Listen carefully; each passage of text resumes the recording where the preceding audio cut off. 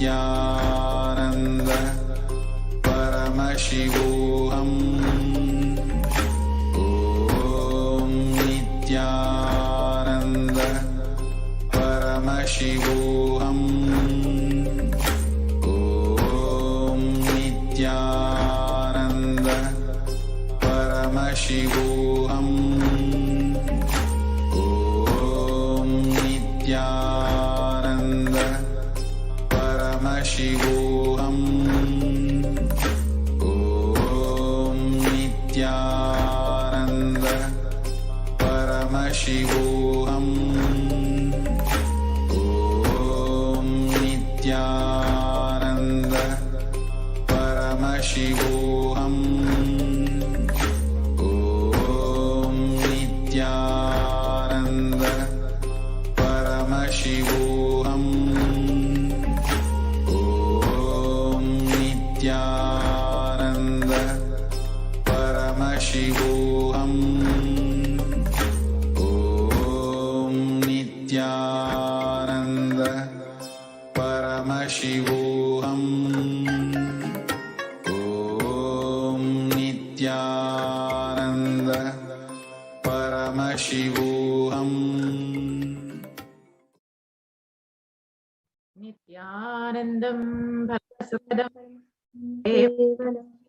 Murtim Dvandvathidham Gagana Sadusham Tatvamasyadilaksham Ekam Nityam Vimalamachalam Sarvadi Sakshibhutam Bhavathidham Trigunarahitham Sadgurum Tam Namah.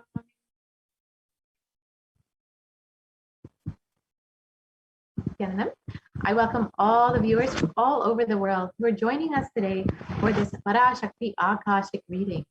And we will be learning first, who is Parashakti? What are the Akashic readings? And who is the Supreme Concept of Hinduism who is manifesting Devi Parashakti? So if you are here today, it means existence wants you to be here in this form. And you're not an accident, but an incident of existence itself. And existence is trying to manifest itself through you. So welcome to this sacred spiritual experience, which is your digital experience of the divine.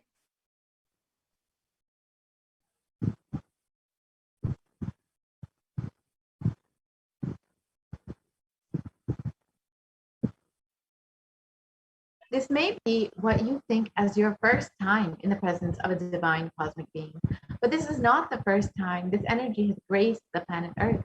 If you're watching this now, it is not a coincidence. This is a cosmic intervention in your life to make you manifest what you want. Now, some of you might be wondering, how is this possible and how has this worked before? So today you will be experiencing these answers through the powerful cognitions as reference from the ancient texts of Hinduism revived by the Supreme Court of Hinduism. So let us understand who is Devi Parashakti, the divine cosmic mother. Devi is the ultimate pure feminine consciousness, the cosmic mother. She is the source Shakti. It is her cosmic womb, Brahmanda Yoni, from which billions and billions of universes come out and go in. The source where the Big Bang and black hole go on.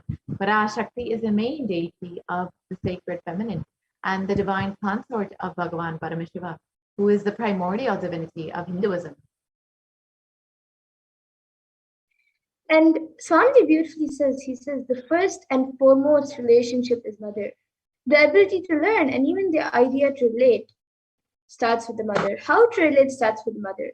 So understand your idea to relate and your ability to relate starts with the mother. A mother is a too important way to connect with what you think as life. And in the Vedic tradition, our rishis were aware that your ability to connect with the mother should be directed to the cosmos. It should inspire and should awaken your higher consciousness. And connecting with life through the mother is the most sweetest, most beautiful, and most easiest way or form to ever connect through.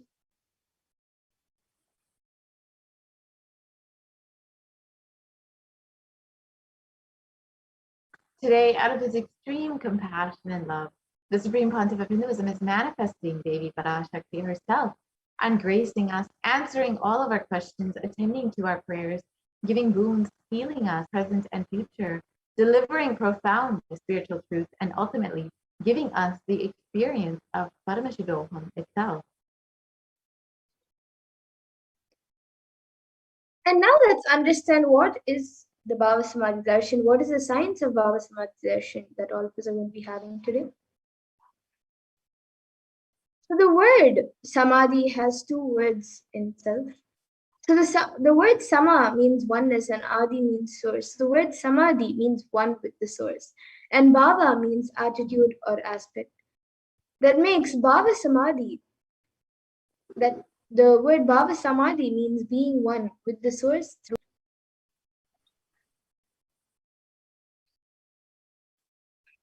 Darshan means to have a glimpse of. In the Vedic describe the moment we behold a deity, an avatar, a saint, or an enlightened being, as just seeing such a being can cleanse the karmas of lifetimes and create a deep, lasting transformation in the receiver. Darshan is the powerful superconscious vibration that is present around an avatar at all times. He simply radiates darshan just as the sun continuously radiates light. The auspicious moment when the receiver is able to catch it becomes the moment of darshan for you, raising you to the next level of superconscious breakthrough. It's like hitting the reset button on your being. And a few fundamental understandings that all of us need to understand and internalize about the science of Bhava Samadhi Darshan is that divine cosmic beings are real. They manifest from Kailasa, the enlightened time-space zone, through deities and incarnations. And the divine cosmic beings manifest through Archavataras, deities in temples, and through Bhava Samadhi Darshans in Nijavataras, incarnations.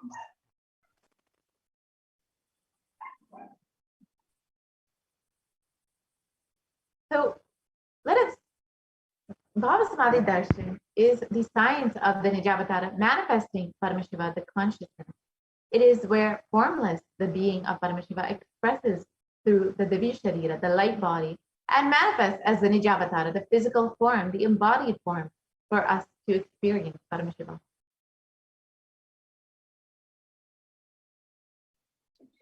And Devi Parashakti expresses through the beings of Radharajeshwari and manifests as the Nijavatara, or the physical form, through Devi Meenakshi.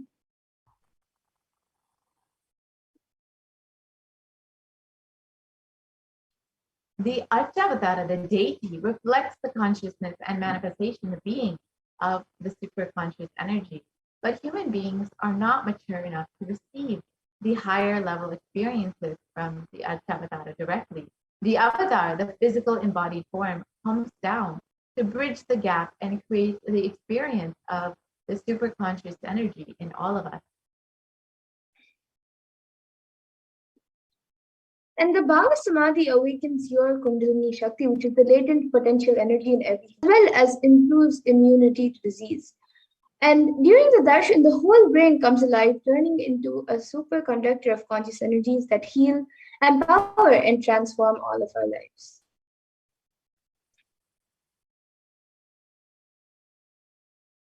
During the Bhava Samadhi Darshan, our mirror neurons mirror that of the avatar. The mirror neurons activate and process all the observed movements or information of the avatar just by seeing.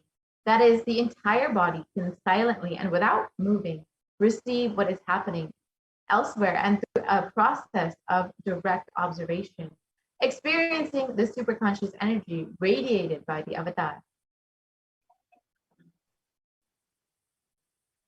And the readings from the cosmic archives, which are the Akashic readings, is not prediction. It is beyond space where creation and destruction happen simultaneously. And in the dimension of time, the past, present, and future starts. But because the Akashic records are stored in the Akasha, the space dimension, there is no past, no present, and no future. That is why what you call as happened, happening, and yet to happen is clearly already recorded.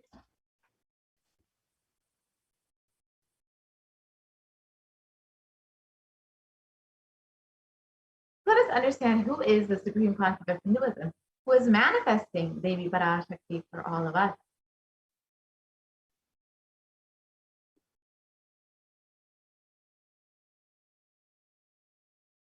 The Supreme Pontiff of Hinduism, Jagat Guru Mahasannidhanam, His Divine Holiness Bhagavan Nithyananda Paramashivam, is the reviver of Kailasa, a macrocosmic ancient enlightened Hindu civilizational nation. The Supreme Pontiff of Hinduism is the 1008th incarnation of Paramashiva as per Hinduism, and is recognized by his predecessors who are enlightened masters and adepts. The Supreme Pontiff of Hinduism has made the science of power manifestation, yoga, and temple-based universities as a lifestyle for humanity. And the Supreme Pontiff of Hinduism is ordained as the 233rd Guru Mahasannidhanam of Kanchi Kailasha Sarvagnapeetam, which is Kande Mandala Adinam, the incumbent emperor of Suryavamsha Sarangi Samrajyam, the present 293rd Jagat Guru Mahasannidhanam of Kailasonada Shyamala Pita Sarvagnapeetam, and the present Mahamandaleshwar of the Mahanirvani Akada, which is the largest apex monastic order.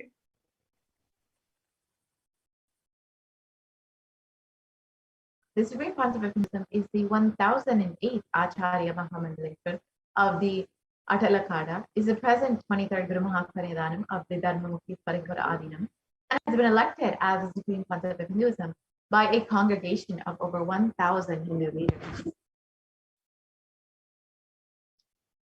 And he is also revered as a teacher of Hinduism, the most prolific, most viewed, read, and watched.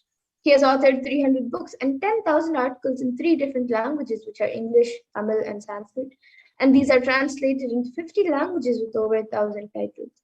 And over 20 million copies of these books and articles have been sold, read, and downloaded. And the Supreme Pontiff of Hinduism has given over 10,000 hours of discourses for humanity and reaching and enriching over 1 billion lives digitally, and is respected as a commentator of all sacred scriptures such as Upanishads, Bhagavad Gita, Shiva Sutras, Brahma Sutras, Yoga Sutras, Ashtavakra Gitas, Jain Sutras, and many more.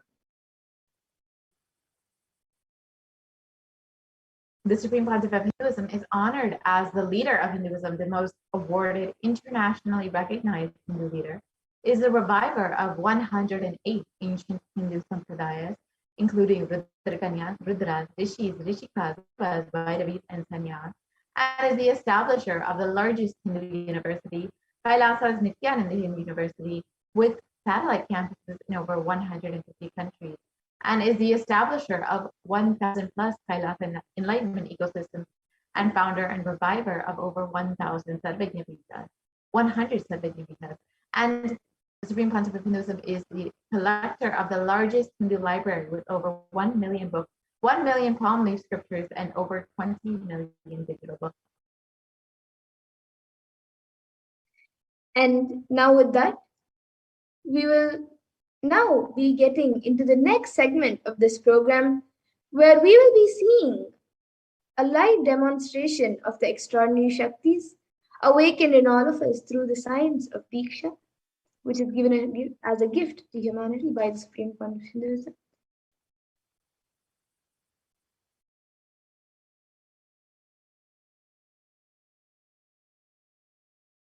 So today, the Balasans, the Nityananda Yogis, and the initiated disciples of the Supreme Pontiff of Hinduism will be demonstrating and sharing with all of you the experiences and the results of the extraordinary manifestation awakened in us, the powers awakened in us through the Diksha, the initiation by the Supreme Pontiff of Hinduism.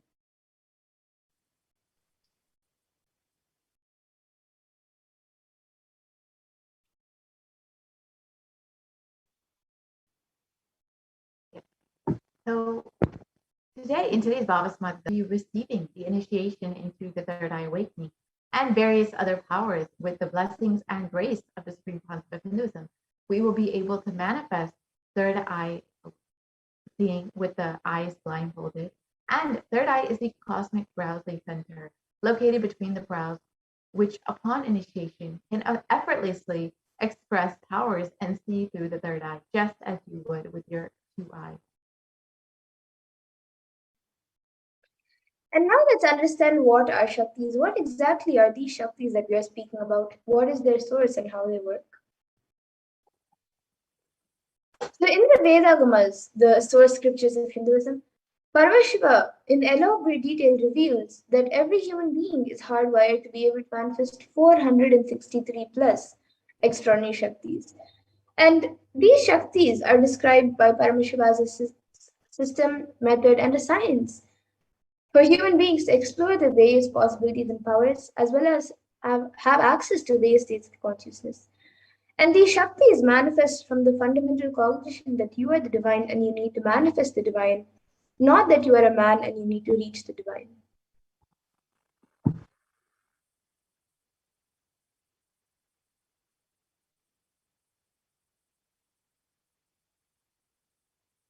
Let us understand what is the difference between Shaktis and Siddhis. Shakti is expressed from the space of enlightenment as a side effect of the feeling connection with the divine and high integrity with the Guru. Shaktis are the source of enlightenment, and Siddhis, however, which many of you may have heard, are powers that manifest from tapas or penance for enlightenment, and Siddhis are on the path to enlightenment. And a few more differences between Shaktis and Siddhis are that Shaktis of Paramashiva manifest through ordinary human beings in an extraordinary way after the initiation from the avatar and are permanent, whereas Siddhis are not permanent and may divert you from enlightenment.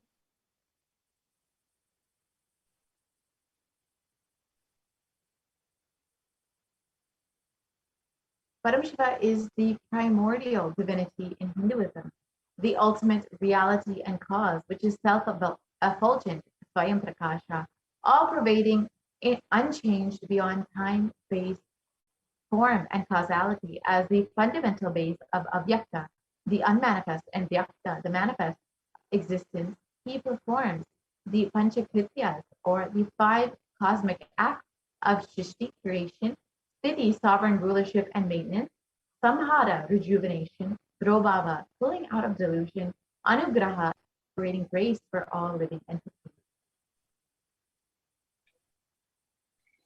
And now the avatar of Paramashiva, the supreme point of Hinduism, Jagadguru Mahasannidhanam, His Divine Holiness Bhagavan Nithyananda Paramashivam, as the 1008th incarnation and representative of Paramashiva and the reviver of Kailasa, which is an ancient enlightened Hindu civilizational nation and the great cosmic borderless Hindu nation.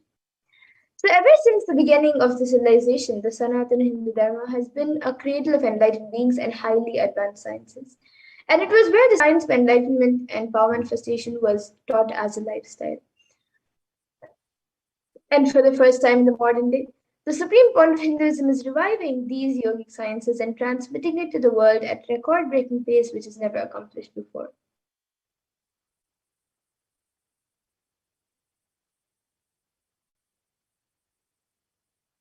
And the knowledge and science of manifesting these Shaktis has been passed down from one generation to the next through Diksha, initiation by the enlightened Gurus. And the Supreme Pontiff of Hinduism, being recognized as an incarnation at a very young age, was trained and taught these sciences to revive the initiation and knowledge repositories for billions to manifest. The science of power manifestation from the disciplines of Vedanta, Tantra, Trividya, Yoga, yogic powers, Mantra Shastra, Siddha Vidya, the science of Aushadha, Advaita and Bhakti Yoga, Paramashiva Jnana and Paramashiva Vijnana. And now let's see how we can awaken these divine Shaktis in us. How can you manifest these Shaktis yourself? Manifesting the Shaktis is like where every ultimate truth, jnana, is mapped into your consciousness, prajna, and manifests as a possibility and power of every being, prajnana.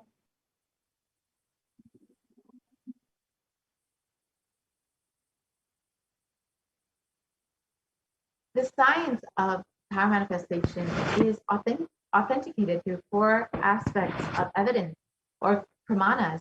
The first is the Shastra Pramana, which is the eternal, unchangeable truth revealed in the source scriptures. Next is the Apta Pramana, which are the experiences and results of the Aptas or authorities of Hinduism, the Vedic rishis and scientists who time-tested and verified the science. And the science of manifestation, which the other 4 pramanas which authenticate the manifestation, The third is the Atma Pramana, which is an account of the supreme point of Hinduism, this millennium's avatar's personal experience of power manifestation, and then evidence from observation and scientific experimentation.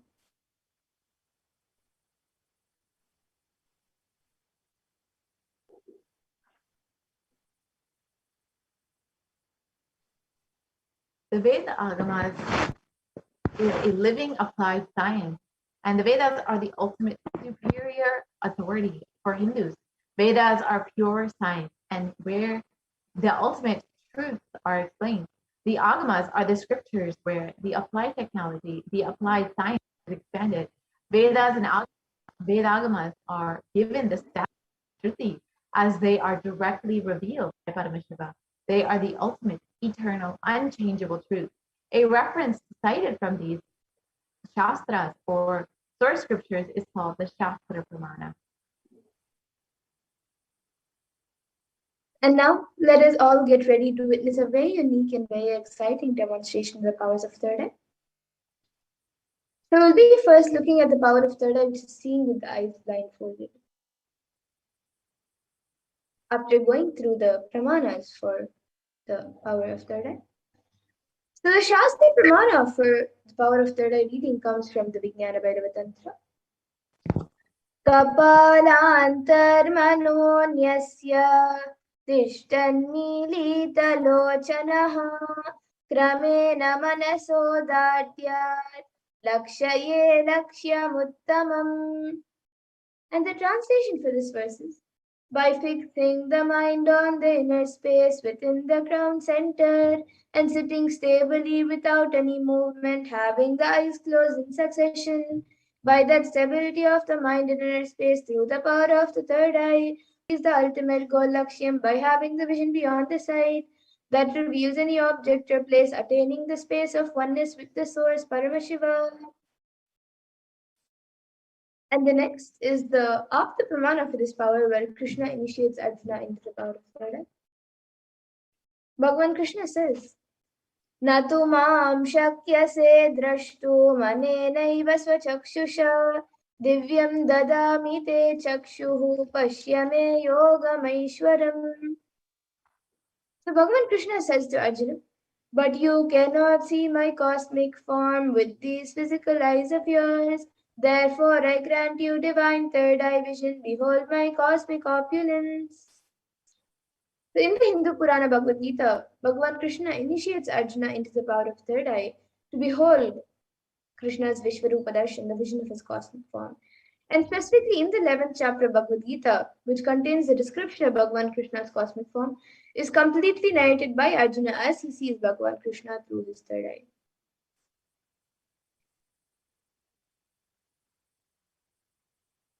And the Atma Pramana for this power, in Swamiji's own words, the first experience that I was able to see everything around me, above me, the whole 360 degrees, the 10 directions below me, everything, I realized not only I was able to see, I was able to feel, experience all of that as me.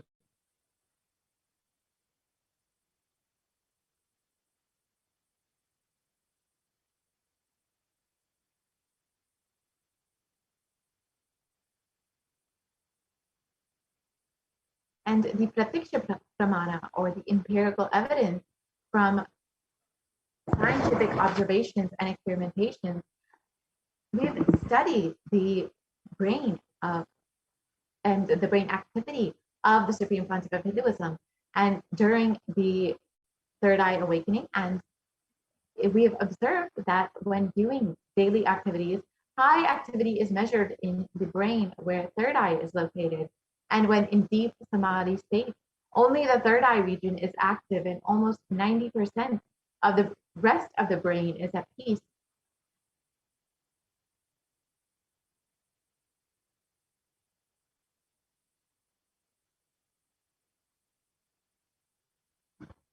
And the Sakshi Pramana, which is the experience and result of the extraordinary manifestation happening through the initiated disciples of the Supreme Pontiff of Hinduism.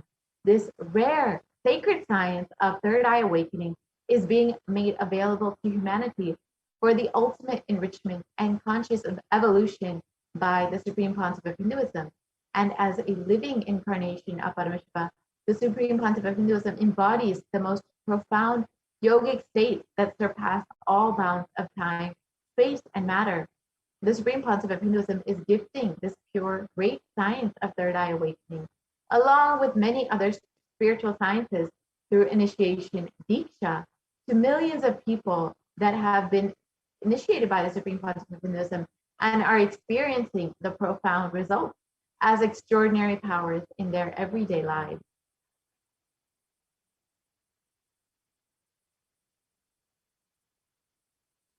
Let us now witness the live Sakshi Pramana, the demonstration of the power of third eye by the Balasants and Nithyananda yogis initiated by the Supreme Pontiff of Hinduism himself.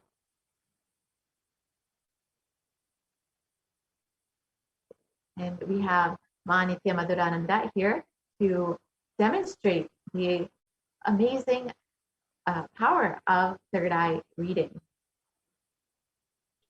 Yes. So now with me, I have this eye band, which will be put on my eyes. And in front, it is a thick opaque sheet, and in the back, it is thick black sponge, which will not let any type of light to enter around my eyes. And this eye band will be put on my eyes by here. And once it is done, any of you watching us on YouTube, live on YouTube, you can put your comments in the live YouTube comment section of whatever you would like me to read, and I will be reading that comment. You can put anything you would like me to read. So now volunteer will be putting on the eye band for me.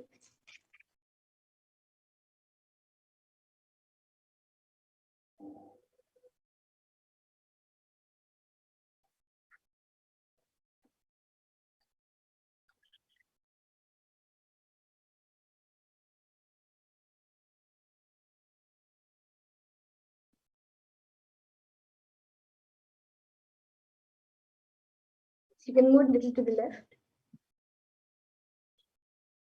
Yes, so now the eye band has been put on me. I will be turning to my right, left, up, and down. So all of you can see that the eye band has been put on my eyes, and there is no way that light can enter anywhere around.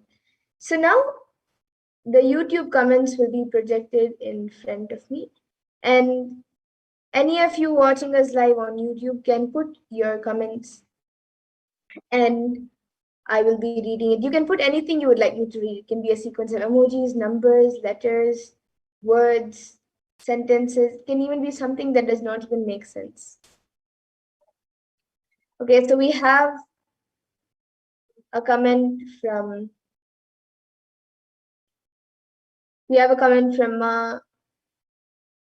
Saline G, who has put hola in Spanish, and then a cat emoji which has 3 whiskers on each side and it has a big smile, and then another emoji which I guess is a volcano, erupting volcano.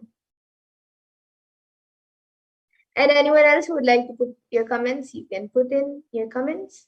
It can be anything. We have Ma Salanji has put a word in Sanskrit. She has put hi. Sorry, not Sanskrit, in Spanish. She has put hello in Spanish, and Ma Wesley Silva has put hello with 2 L's, and before that she has put a clapping emoji. Sorry, waving emoji. But around the hand there are 2 2 circles kind of thing. So waving emoji, and then she has put hello with 2 L's.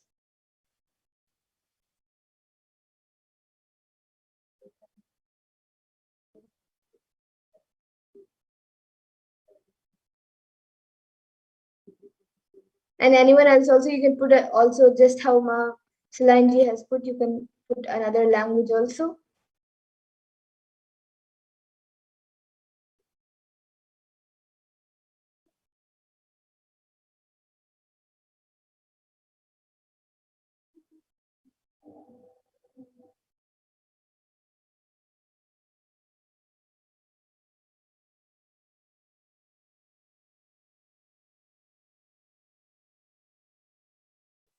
You can put a sequence of emojis, letters, numbers, sentences, anything. Any of you watching us right now on YouTube live, you can put it in the chat box.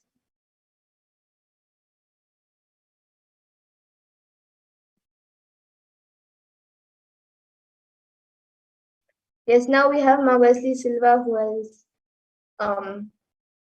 put 99 cents. Yes, thank you, Ma, for your contribution to Kailasa, and she has put mustache. And then Masalanji has put comment kava with a question mark, and it's a different language, maybe Spanish. It's a European language.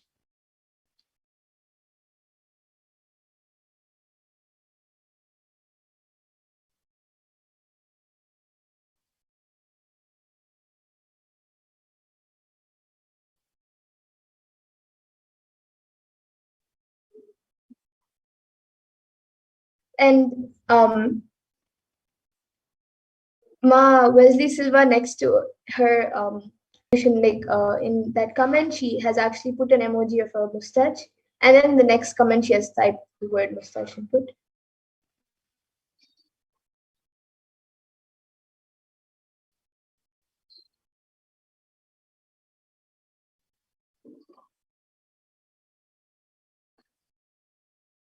And actually the 99 cents that Ma Wesley Silva has contributed has come in a blue box, dark blue box, and then Marceline G has now put it's French and then an upside down smiling emoji.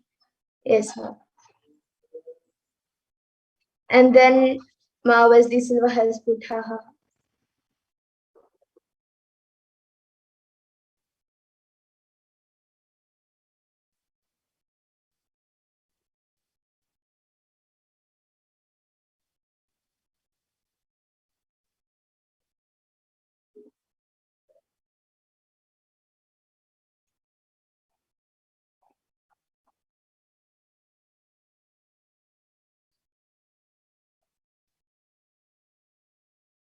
And Ma Wesley Silva has now put another comment saying it's not as active today.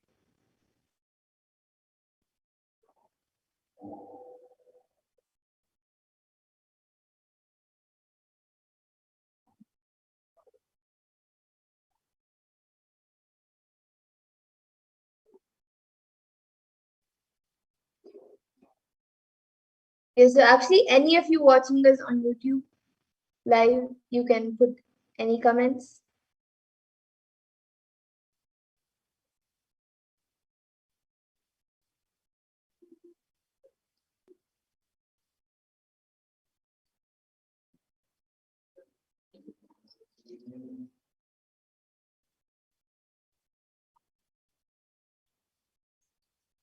And in the meantime, with me here, I have this book, which is Uncommon Answers to Common Questions.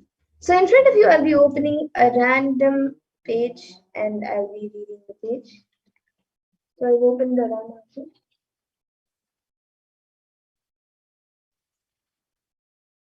So yes, I think we had some papers inside the page. I'll be opening another page.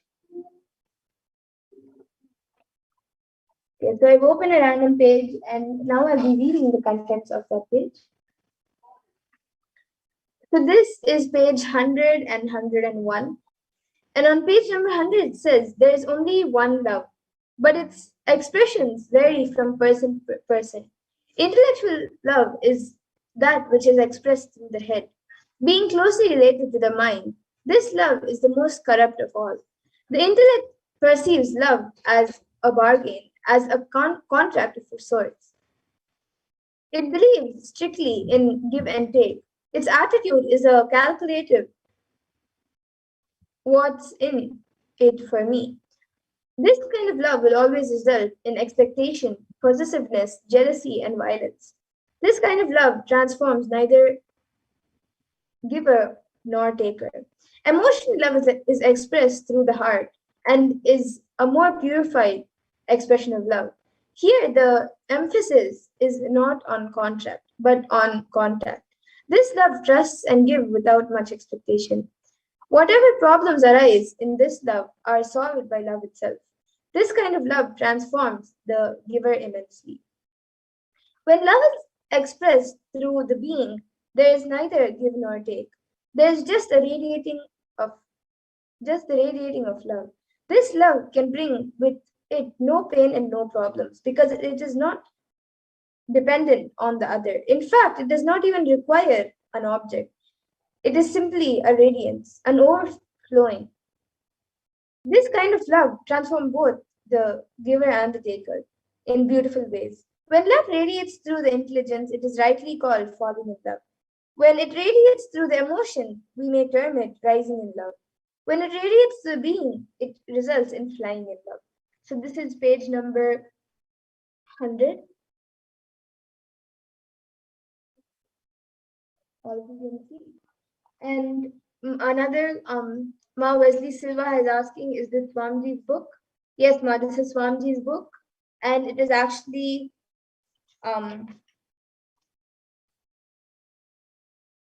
this is the edition published in 2004. And it is on the, it is online, so you can download it. And you've also put another comment saying it sounds like Swamiji's writing. Yes, Ma, this is Swamiji's book.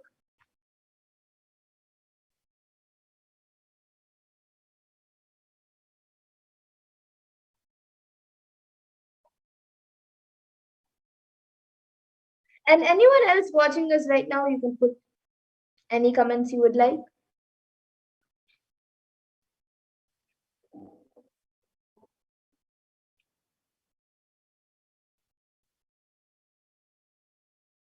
And with that, now we'll be getting,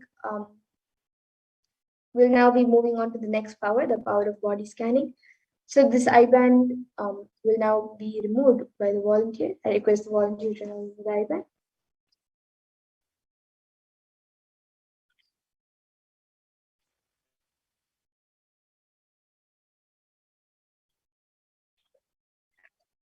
So all of you now can see the I-band. It is just as it was before. There's nothing added or removed from the I-band.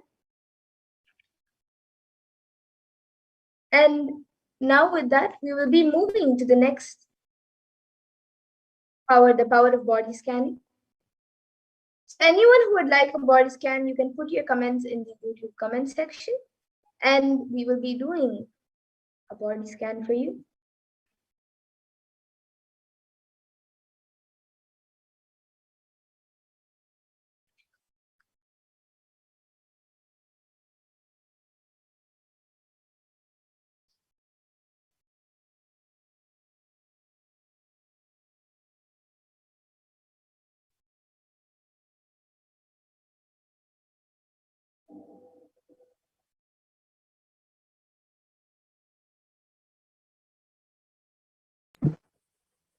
So let us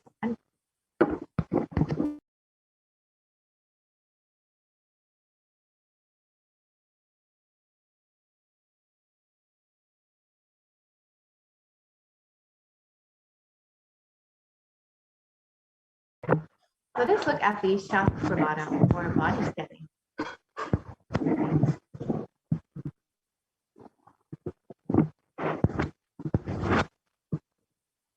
In this power of body scanning, one awakens to the ability to scan illnesses, diseases, medically diagnosed issues, and provides solutions through the awakened third eye.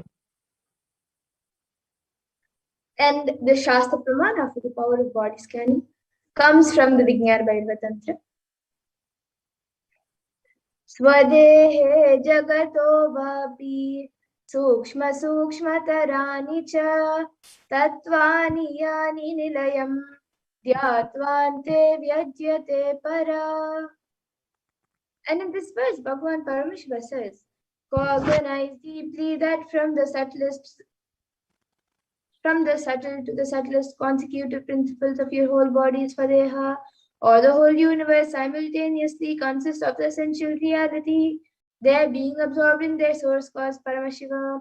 By the experience of such restful awareness, one becomes complete from all thoughts, and the ultimate universal divine power, Paradevi Adi Shakti, is revealed, and supreme power manifestation happens.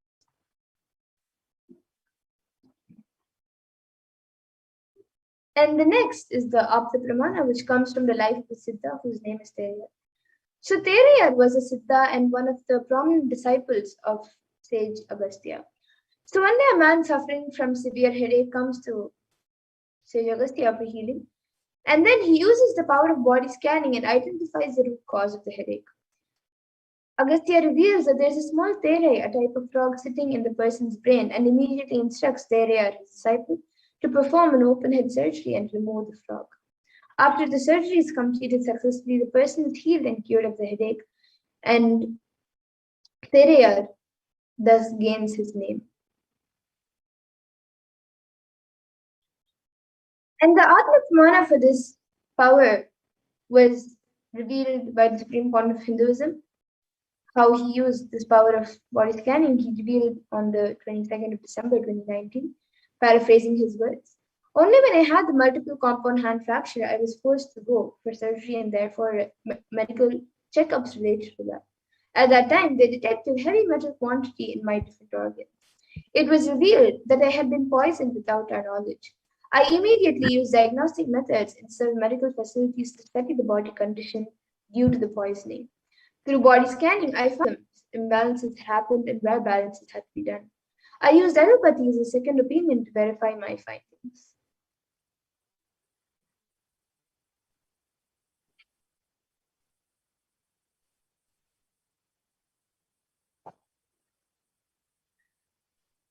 And here also you can see now a few of the Sakshi Pramanas, the sharings of the disciples, who have successfully manifested this power of body scanning after the initiation by the avatar.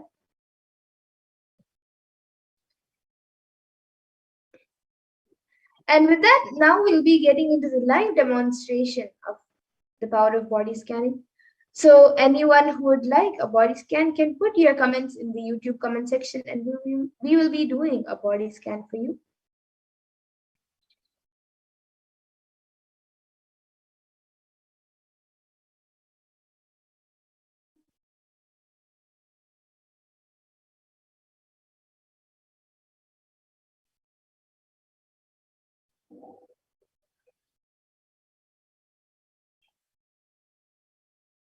So we have a comment from Ingo Horman, who has put how to regrow all the hair and heal baldness. Thank you. Yes. Now I'll be scanning you, Aya, and giving a solution.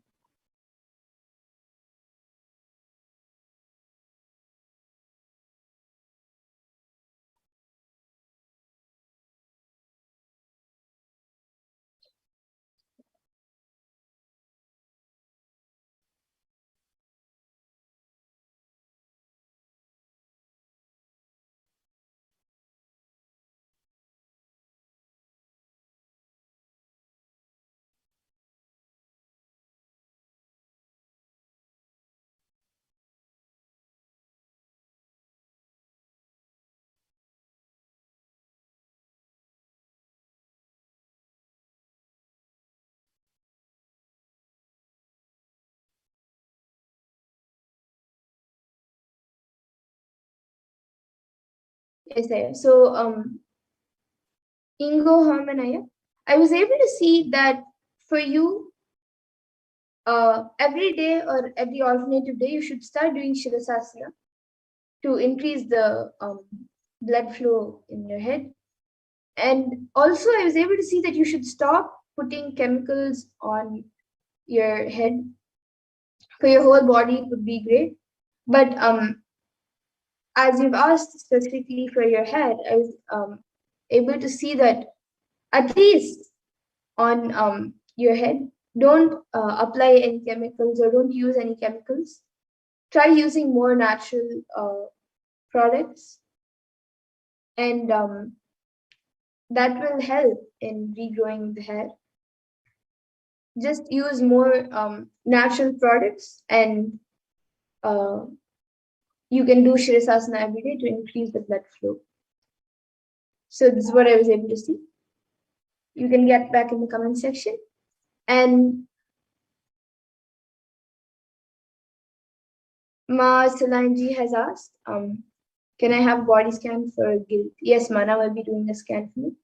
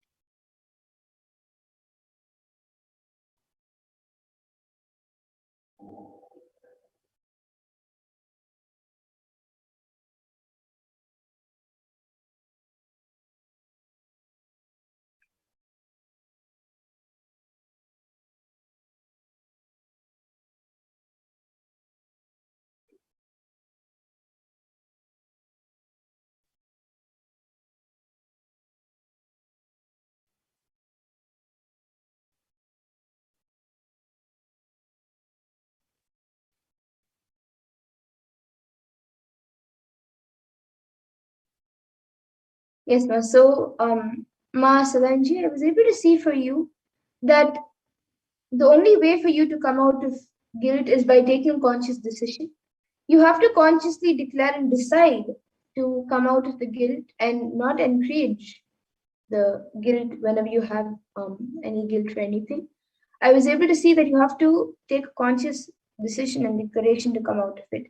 If you try it a few times consciously, and even if it doesn't work the first few times, just continuously try, and you will see within a few times of continuously trying, consistently trying to come out of the guilt consciously, you will see that automatically Swamiji will help you to come out of the guilt by you taking a conscious decision to come out of it. So this is what I was able to see for you. And Ma Mahatma Charitra has asked for a scan, for a root pattern scan for the younger son, Jing Hao. Yes, Ma, now I'll be doing a scan for your younger son.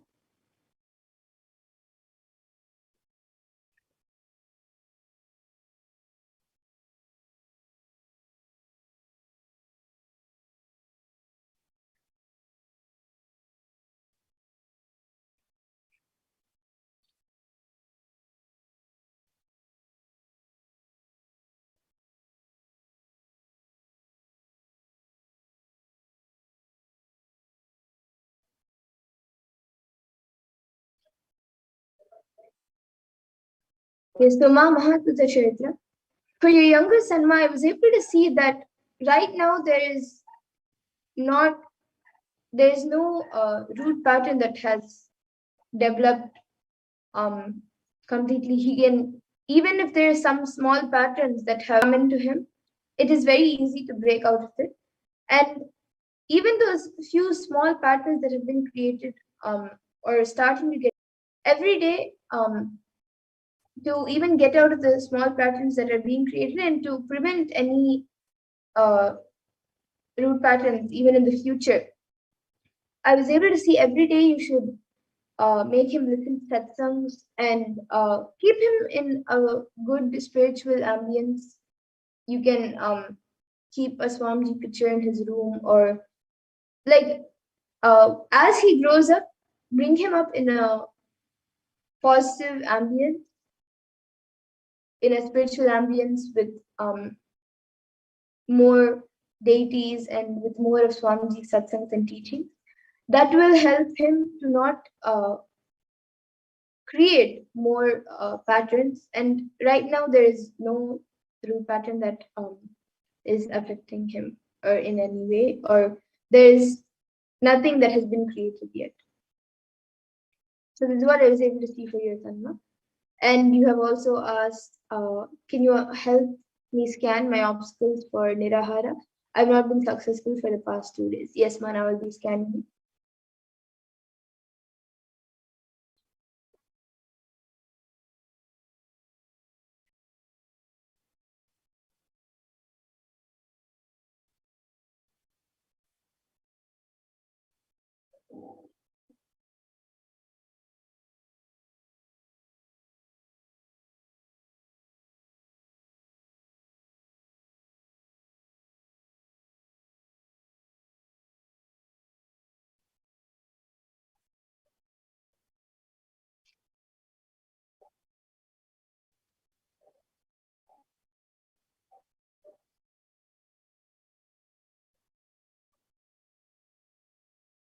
Yes, Masoma Mahadvita Chaitra. For you, I was able to see right now your body is not yet fully ready enough to do the Nirahara Samyama. You should leave. You should not do Nirahara Samyama maybe for the next 2 weeks. After another 2-3 weeks, if you want, you can again start little by little. You can do all the 3 levels slowly by slowly. You can you have to make your body more. Your body has to become more stable to do the Nirahara Samyama. So right now, I was able to see it would be better if you have more food and drink more liquids. You can reduce the amount of meals, but of solid food. But I was able to see you should have at least for the next 3 weeks, you should have food properly 2 to 3 weeks. After that, if you would like, you can start the next batch of Nirahara Samyama whenever you would like. So this is what I was able to see for you now. And Ma Kshipra Prasadinikananda has asked for a scan. Yes, Mana will be doing a scan for you.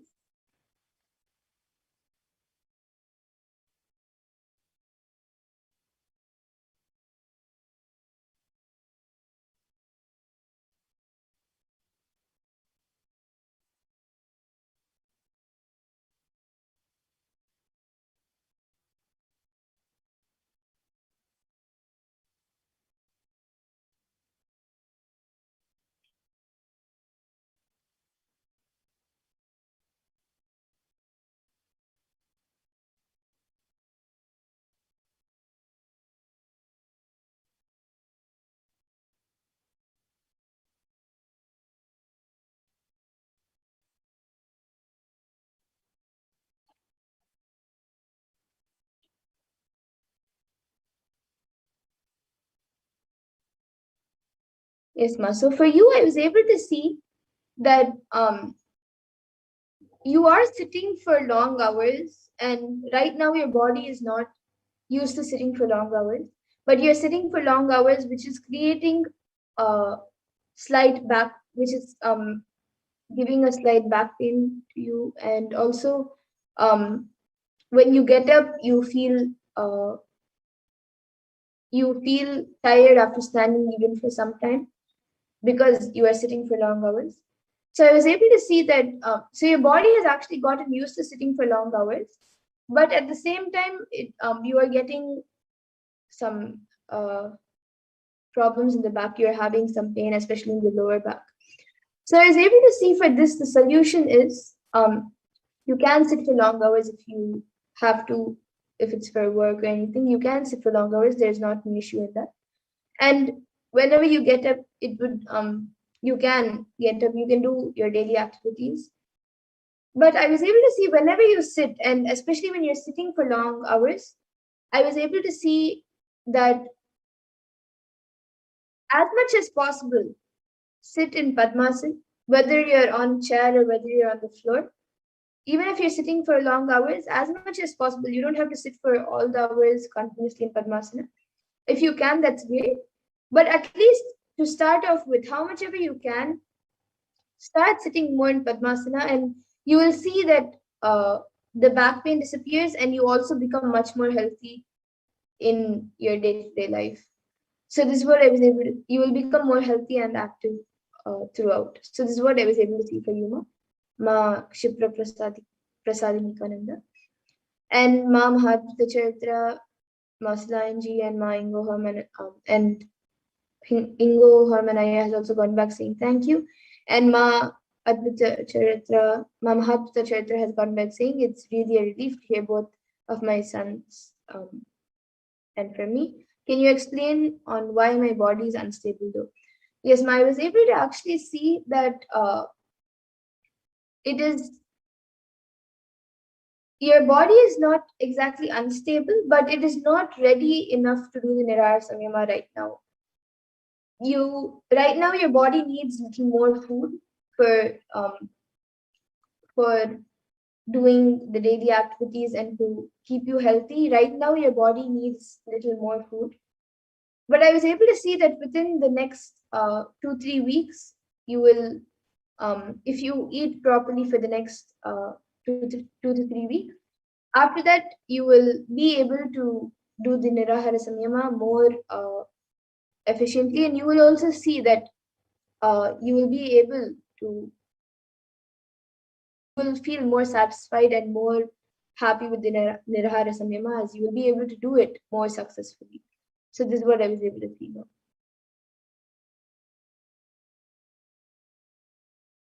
Yes. And now with that, I thank all of you who have joined us today for this power manifestation segment. Yes, Mark Nithyananda has gotten back saying thank you so much, Ma. Yes, that's right. Yes, thank you, Ma. And I thank all of you who have joined us today for the power manifestation segment. And with that, we will now be moving on to the further segments of this program, where we will be learning more about who is Devi Parashakti, how we can receive Devi Parashakti, and much more. So we'll now be moving to the next segment of this program. I request the interview volunteer to project the next set of slides.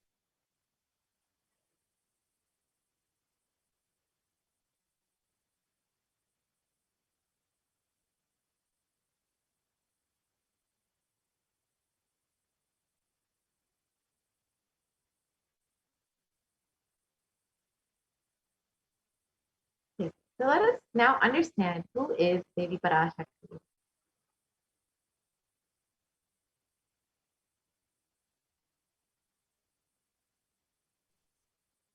Yes, we can project the divine feminine consciousness list.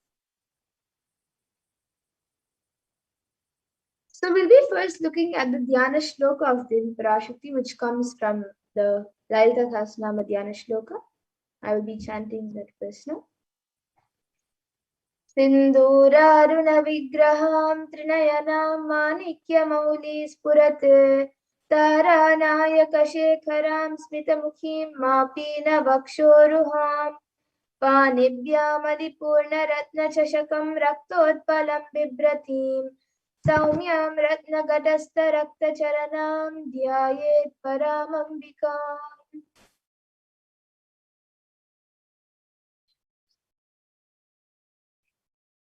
And the translation for this verse is, I meditate on the Divine Mother.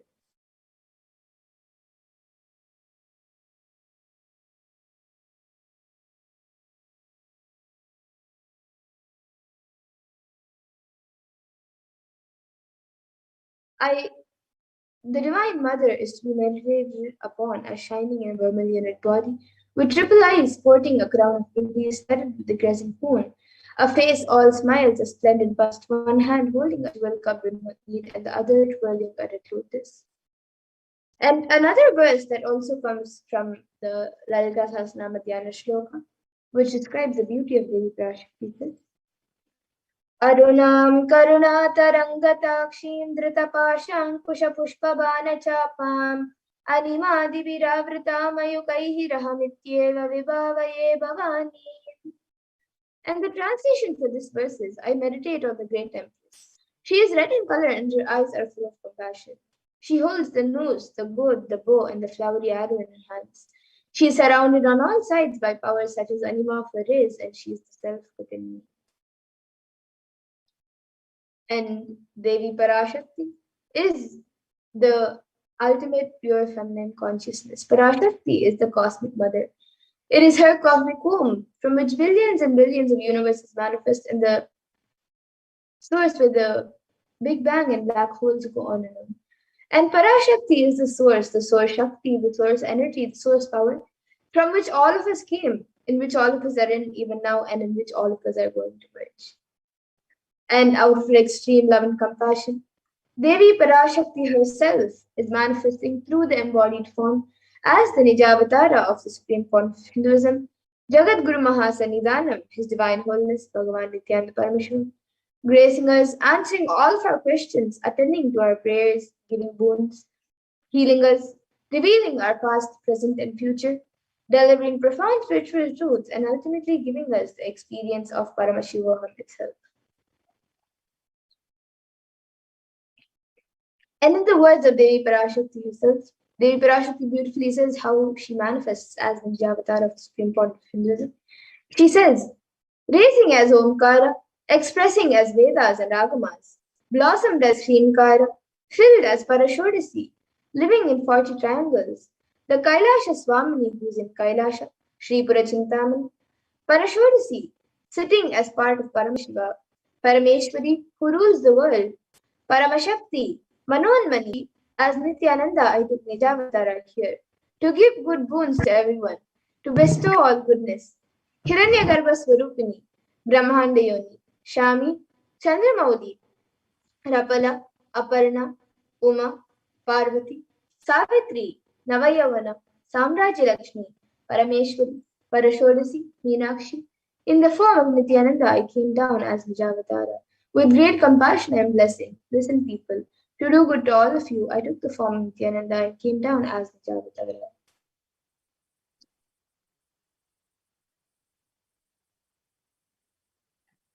Raising in Omkara, blossoming as Shiva, Shiva manifesting as the source of existence, the powers of existence, the expression of existence from the oneness of Om, blossoming into two as Prakriti and Purusha, blossoming as three Shaktis, Ichcha, Kriya, Jnana, growing as the four Vedas, expanding as the five Panchabhutas, beyond the six chakras, filled as the Gotras of the seven Rishis, expanding as the eight directions, existing as the nine grahas, blossoming as the 10 indriyas, being as the 11 rudras, creating all the world, bringing to life, to tell and make truth blossom, and to do good, Parashodasi, Meenakshi. In the form of Nithyananda, I came to bless every one of you. And now let's see how we can receive Devi Parashakti. So literally you are seeing Paramashiva and Parashakti at that moment. She is there on your screen. So always receive her in a very traditional manner. You can keep two betel leaves, one banana, one betel nut, and a coin in front of the screen as you watch Devi Parashakti. And some of you now might be wondering what exactly is a coin considered as, or what is its importance? In the Hindu tradition, a coin is actually considered the traditional dakshina or the traditional offering made to God. It can be the lowest value. In India, it can even be just a paise, and in the US, it can even be just a cent. Swamiji says, I am not trying to monetize. Keep even 1 cent, it is okay. So for 100 days, if you have darshan, it will add up to $1. In India, even 1 paise is okay. Offer that to Devi after darshan is over. Do namaskar and eat the banana, betel leaf, and betel nut. Take it as prasadam immediately. Collect those coins and send it to the LA temple. This betel leaf, betel nut may look too small, but in a few days you will see how much it adds to your sentiment that really she is there.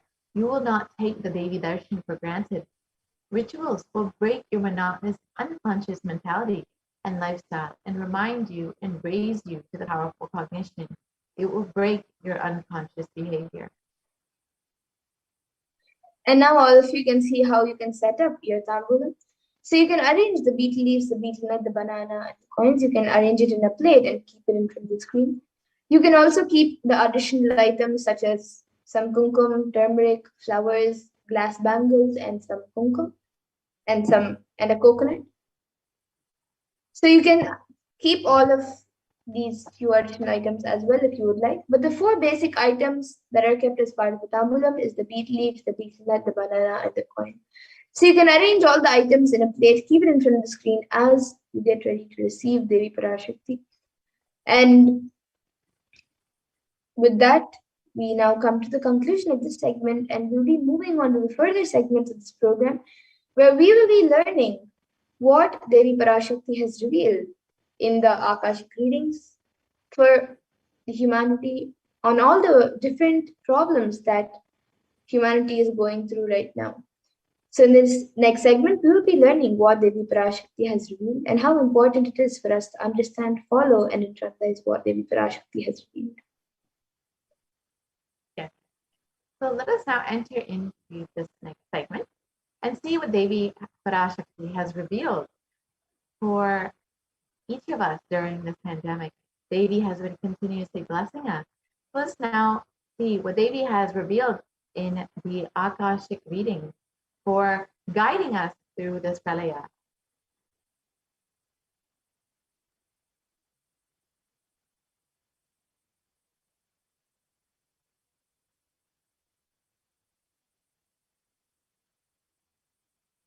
So let us understand first the compassion of the avatar. In the Guru Padaka Stotram, composed by Adi Shankaracharya, the very first verse describes how the Guru Padaka is the sacred feet. The sacred feet of the Guru is the boat that helps us cross the Ananta Samsara Samudra, the seemingly endless ocean of samsara or suffering.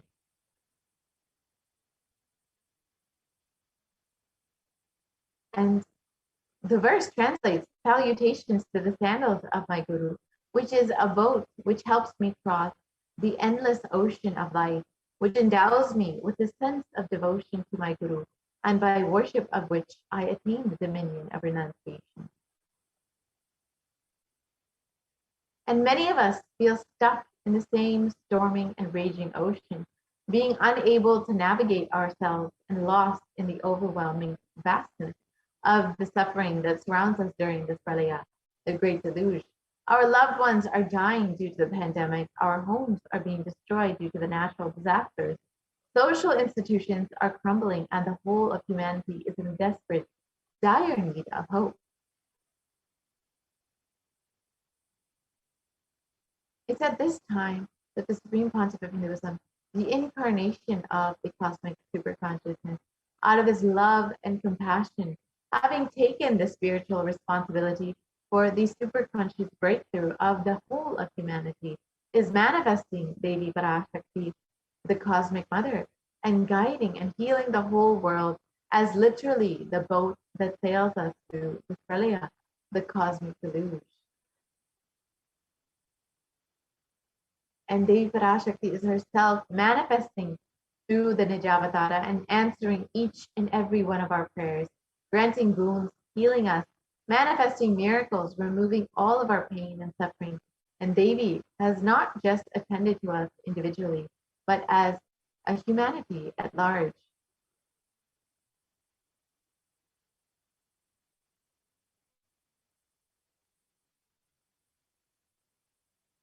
Devi Parashakti has guided the whole of humanity in the form of profound revelations of sacred secrets of Sanatana Hindu Dharma, and by showing us the future regarding global issues, the COVID pandemic, natural disasters such as fires, floods, and more, and even the twisted human conspiracies and underground wars which have not surfaced to common knowledge as yet.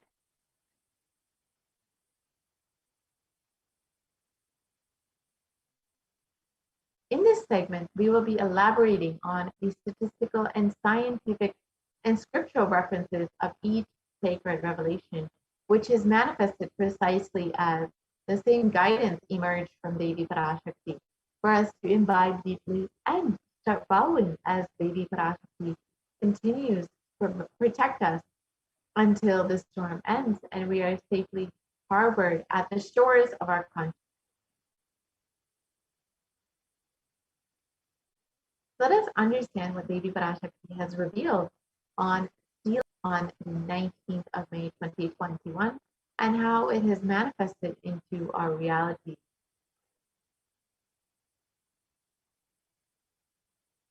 Let's first watch the video of Devi Parashakti's revelation. Om, Om. Andreas Kull. மூன்றாம் உலகப் போரிலிருந்து தப்பிக்க எந்நாடு பாதுகாப்பென்று கேட்கின்றாய், கேட்டுக்கொள் சொல்வதை எல்லாம். மத்திய கிழக்கிலே போர், இந்தியாவில் corona கொடுந்தொற்று மற்றும் கடல் உயர் எழும்பல் எனும் மூன்றில் இருந்தும் காவல் கைலாசம் ஒன்றே. வாழ்விற்கு அதுவே நன்றே. முடிந்தால் வந்து சேர்ந்திடு. ஓம் ஓம் ஓம்.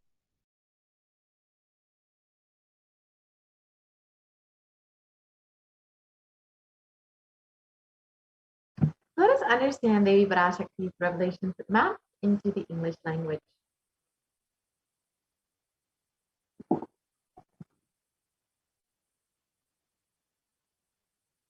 Devi revealed, "You are asking which country is safe to escape from the Third World War. Listen to everything which is said. War in the Middle East, deadly corona in India, and rising sea levels. Protection from all these three is one and only in Kailasa. Only it is good for you, life. If possible, come and reach. Om, Om, Om."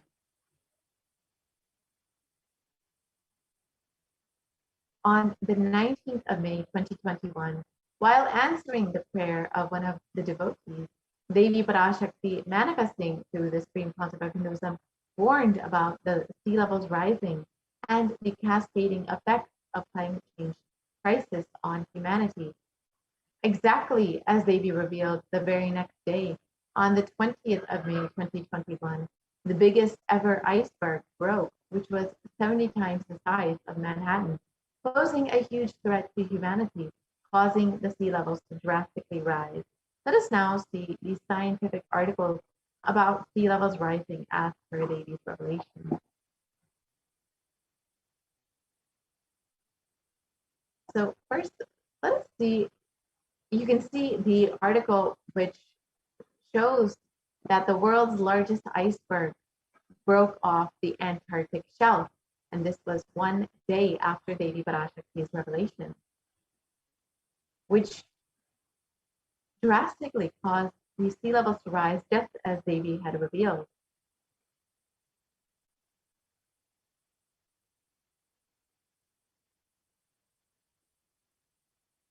Many of us have heard that the sea levels will be rising and the effects of global warming we will be seeing soon on our everyday life. And Devi reveals this on the 19th of May about sea levels rising. And the day after, immediately after, we saw that the sea levels immediately rose, despite us knowing for many, many years that this would be happening immediately after Devi's revelations. We saw it manifesting into reality. And it's been known for a long time that sea levels will be rising. And even under the most modest scenarios, scientists expect the sea levels to rise to affect Earth's coastline significantly in the coming century.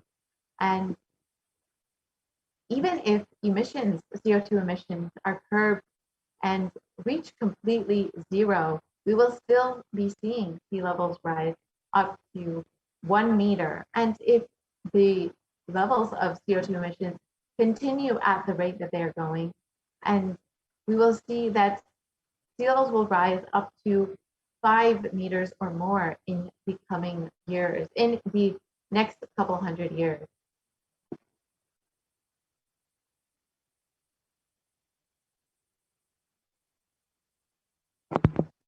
Sea levels since the 1880s in some ocean basins have risen as much as 6 to 8 inches or 15 to 20 centimeters since the start of satellite records in 1993. And it was reported in NASA that sea levels will rise between 1 to 8 feet by 2100.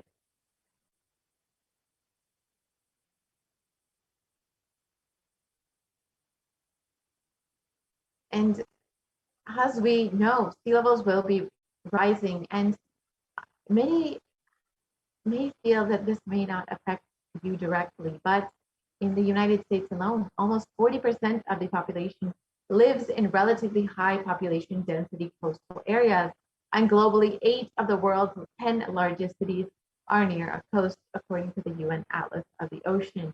So 40% of the population within the US alone will see the direct effect of the sea levels rising. And as we can see, this will be very drastic in the next couple hundred years. And not just the populations which live around the coastline, but we will see more and more communities that are more inland being affected by these sea levels rising.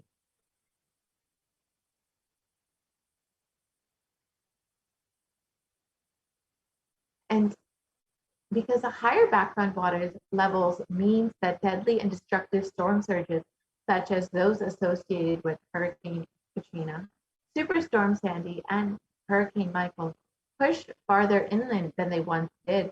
And higher sea levels also mean more frequent high tide flooding, sometimes called nuisance flooding. And we've already seen in the last 50 years that nuisance flooding has increased between 300 to 900%. And we will continue to see this increase as sea levels rise and as we experience more of these superstorms that cause great destruction and affect more and more communities that are even living inland.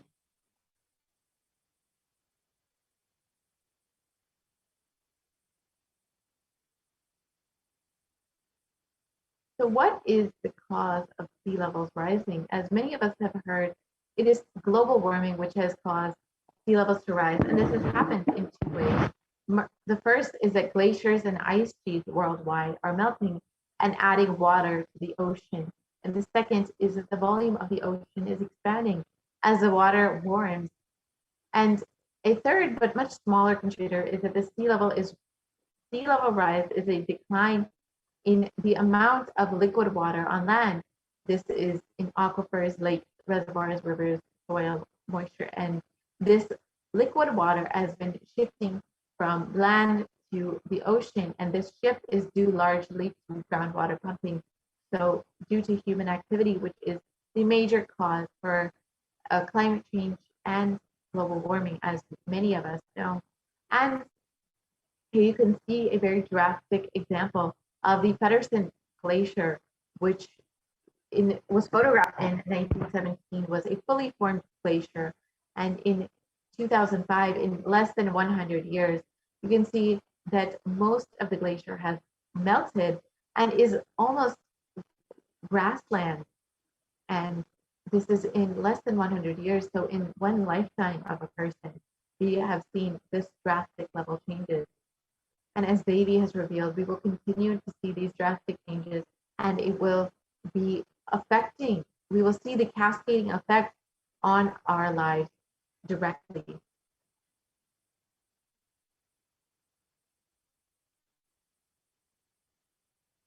And the pace of global sea level rise at 1.44 millimeters per year throughout most of the 20th century to 3.6 millimeters per year from 2006 to 2015. And the Greenland ice loss has increased from 34 billion tons per year between 1992 and 2001 to 247 billion tons per year between 2012 and 2016. That's 8 times as much. It has increased by 8 times. And so this is within 1 decade, just a little over a decade, we've seen how drastically the ice has been melting. And unfortunately, the direct effect will be that sea levels will be rising.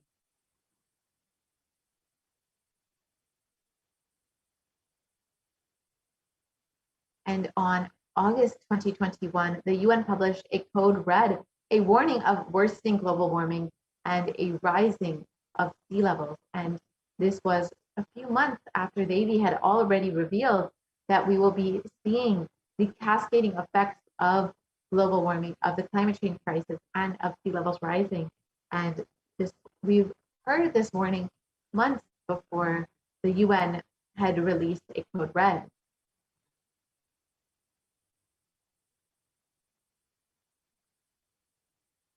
And in the Associated Press, it was reported that the UN had indicated that some harm from the climate change includes dwindling ice sheets, rising sea levels, and changes in the ocean as they lose oxygen and become more acidic. And this damage is irreversible for centuries to come, millennia. And the world is locked into 15 to 30 centimeters, that's 6 to 12 inches of sea level rise by the mid-century. And as Devi had revealed, we will continue to see the sea levels rising, and we will continue to see the cascading effects of the climate change crisis. And we've already seen how this has been affecting us. Even if we are able to significantly curb emissions in the coming decades, as was shown in the earlier graph, more than a third of the world's remaining glaciers will melt before the year 2100. And when it comes to sea ice, 95% of the oldest and thickest ice is in the Arctic, and this is already gone.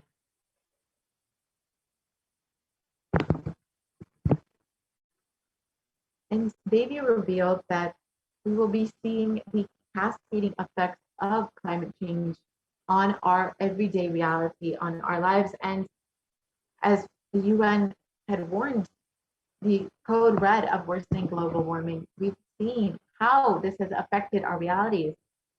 In the German flood, we saw how they devastated the country, and even still, more than 150 people are still missing from these floods, and unfortunately are unlikely to be found.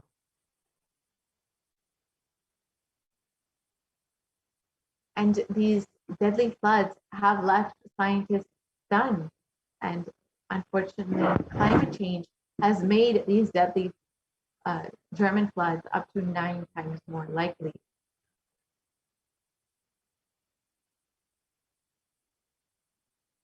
And unfortunately, science as of now does not have a way to reverse the damage. As we saw, we are, according to modern science, locked into the sea levels rising between 15 to 20 centimeters in the coming years.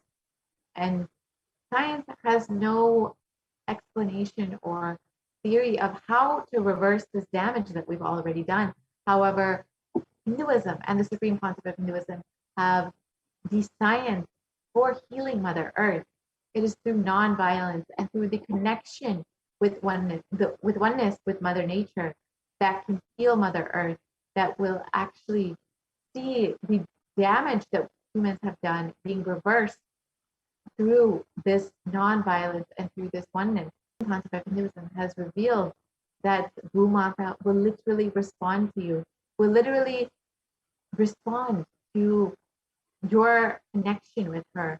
Let us understand how Mother Earth can literally respond to you.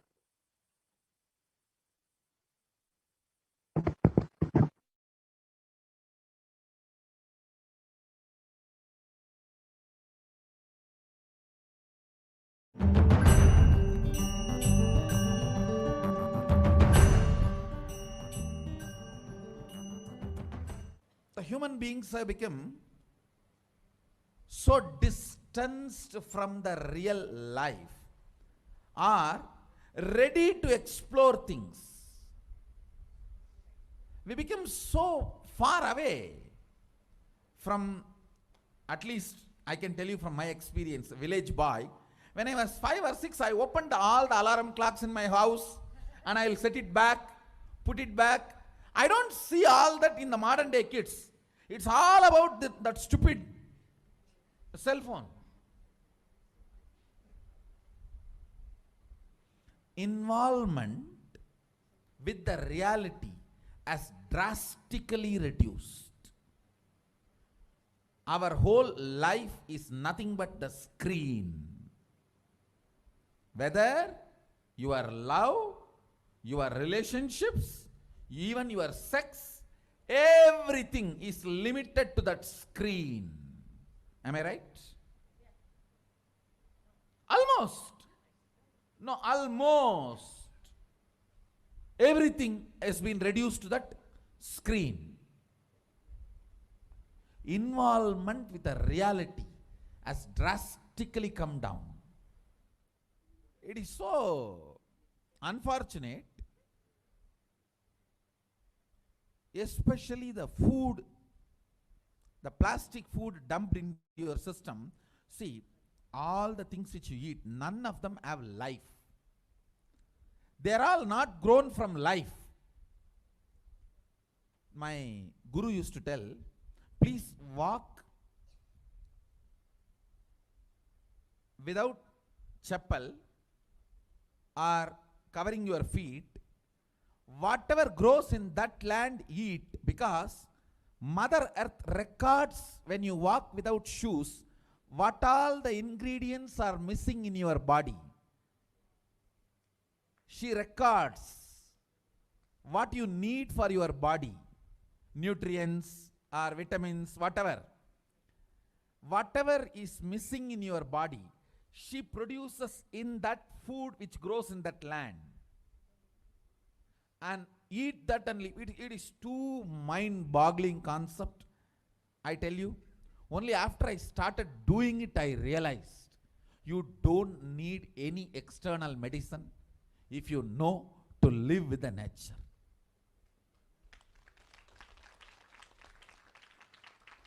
Mother Earth, Bhumata, walk on the earth without shoes. In that land, what grows will supply exactly what you need for your body.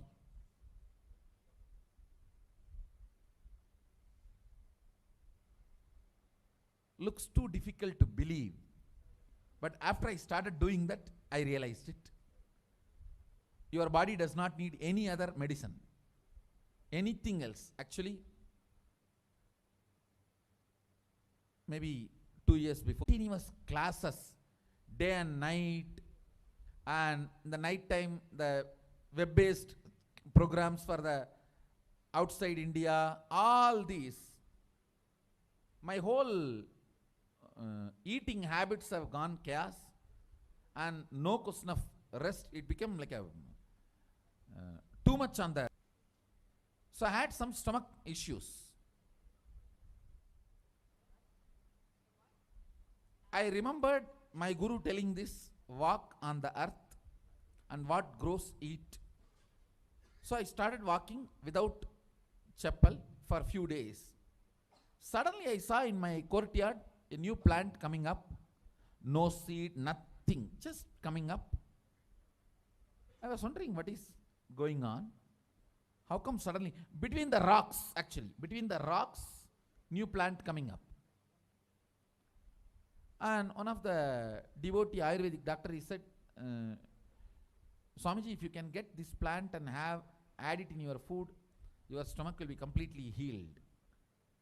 I said, where to get? When he walked into the courtyard, he said, this is the plant. This is the plant. And throughout the campus we searched, we did not find another one. Nobody knows from where the seed has come, from where the plant has come. Understand, it is not that just for me miraculously nature is doing. It is the nature's life. I was ready to play with it, so she showed the miracles to me. Anybody willing to play with her, she shows her miracles to you. Nature is miraculous. If we are ready to play, she shows it. She demonstrates her love. If we go back to the food with the life, our life also will start more interacting, more alive, more vibrant, more overflowing.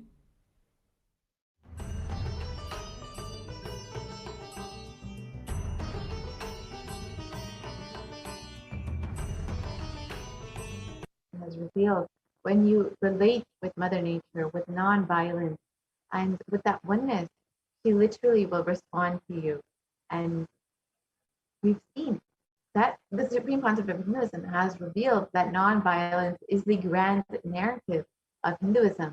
And let us understand in the words of the supreme concept of Hinduism himself what this means.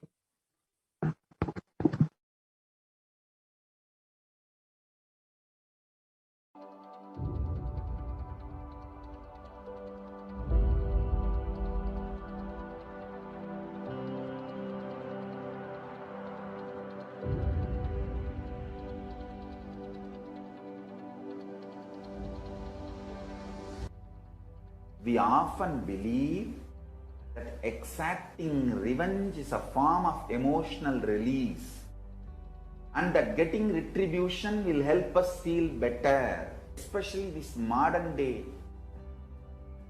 cinema, entertainment industry, cult brainwashes you. The act of revenge as a way of gaining closure after a wrong is done. No!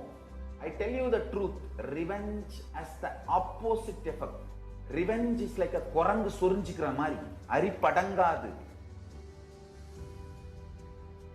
Tamil, they say that monkey feeling itching and scratching itself is never going to settle down.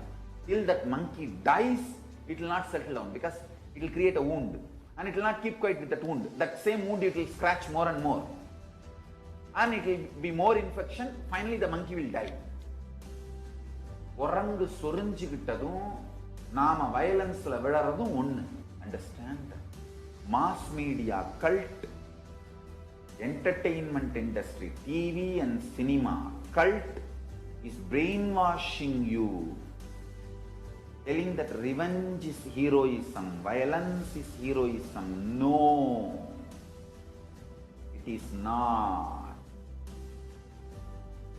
Non-violence is heroism. I tell you, in every level, non-violence as a strategy. Because you see, non-violence makes you realize more and more oneness.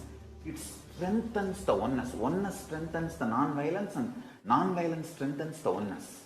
You need to understand the context. Only then you will understand how this non-violence can be a successful strategy. If you miss one or two components and do it out of wrong context, it will become a mess. It will become a laziness and non-involvement. Laziness and non-involvement is not non-violence. Don't use non-violence brand and tag to justify your non-involvement and laziness. No. That's what Arjuna was trying to do in the Arjuna Vishada Yoga. He was telling Krishna, oh, why should I kill people? Why should I kill people? Let me go away and become a sannyasi. Oh, Dubukke, this fellow, when he went to do tapas in the forest also, he got married to a girl. Every time this fellow goes for tapas, whether he brings boons or not, he brings girls. Alright, no disrespect to Arjuna, is incarnation of Nara and Narayana. So no disrespect to Arjuna. Non-violence should not be misconstrued or should not be used to portray your non-involvement and laziness, tiredness and boredom. Hinduism is actively enriched. World will become great place. Not only we are a non-violent tradition, we believe in consciousness. We have the science of consciousness, raising the quality of the humanity. We believe in it, we spread it, we live it. We be, live, believe. Let us all understand, non-violence need to be actively lived, be lived, believe, actively enriched. Actively enriched. All I wanted all of you to know what Hindus miss, Sri Kailasa should do Tyaga, to tell the world actively, enrich the world actively about Hinduism. Ahimsa paramo dharmaha. Ahimsa is the highest value as per Hinduism. Ahimsa paramo dharmaha. That is the grand narrative of Hinduism. Non-violence is the grand narrative of Hinduism. We need to tell that grand narrative to the whole world. Actively. Actively. actively we need to tell that grand narrative to the whole world. Ahimsa paramo dharmaha. Tyaga, non-violence, unclutching, all these are not inactive, tamasic, inertia, lazy, tired, bored, withdrawn lifestyle. Non-violence means not only you will be non-violent, ahimsa, established in ahimsa, you will actively practice ahimsa and enrich everyone to live ahimsa. You will create an ecosystem where ahimsa can be practiced with integrity. Understand? All the infrastructures needed to keep the non-violence ahimsa alive. Media is the non-violent way of reaching out to people and telling the real truths and facts. Like media, education mechanisms, everything should be actively filled with the truths, ideas about non-violence, yaga, spiritual strength, powerful cognitions, all these great truths. Listen. Again and again and again. Many are trying to harass me through the social media and all other way, saying, oh, you are teaching constantly non-violence, ahimsa, peace. Don't you see you are making Hindus weaker and weaker? Understand? If Hindus listen to what I am saying sincerely, they will understand I am trying to make them really stronger. Understand? Strength is intelligent way of existing.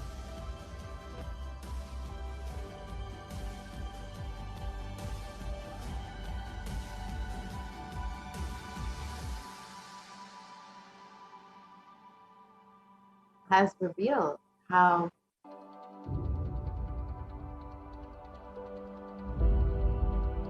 and only through nonviolence can we see Mother Nature being healed, damage that we've already done to her. And only through nonviolence can we reverse the effects of climate change and the effects of the rising sea level. And the Supreme Pontiff of Hinduism is the only one who has been tirelessly working to do this and has had various initiatives in order to heal the effects of climate change through Sri Kailasa Uniting Nations for Climate Change. You can visit kailasa.org and understand more about what the Supreme Pontiff of Hinduism has been doing in the field of climate change and environment. And you can also learn more about the cognitions that Hinduism and the Supreme Pontiff of Hinduism have been continuously giving to humanity in order to reverse the damage of climate change and to live in harmony and oneness with Mother Nature, with Bhumata, in order to heal her. So with this, we will be concluding this portion of the program, and we'll be entering into the next segment, where we will understand the various offerings that we can make to Devi Parashakti. And these offerings are not made out of fear or greed, but are a sign of our love, our devotion, a small offering just to say, I love you. Thank you for happening in my life, to Devi Parashakti, the cosmic mother who is manifesting through your very own Guru. Let us enter into this next segment and understand some of the offerings that we can make to Devi Parashakti.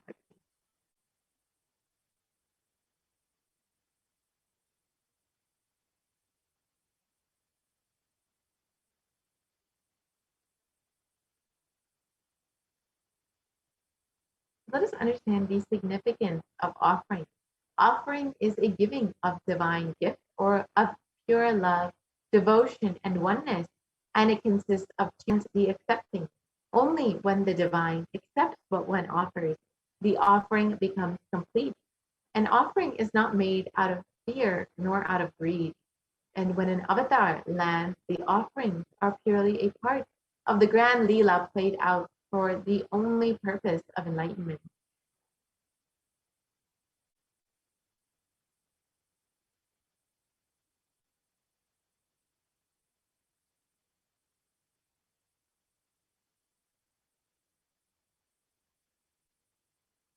So let us understand the Dhyana Shloka for Devi Parashakti. The translation of this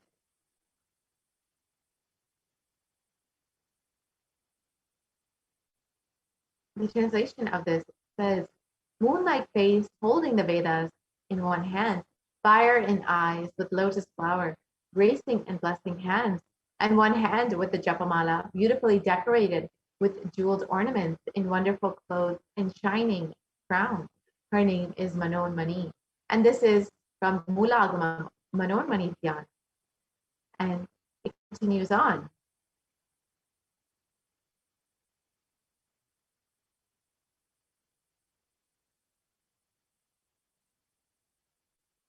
I meditate on Devi with 3 eyes, glowing like a moon and holding the Veda, lotus, and gracing with blessing and gracing hands. She is wearing beautiful ornaments. She is worshipped by Brahma and other many gods, and showers auspicious boons for all actions every day.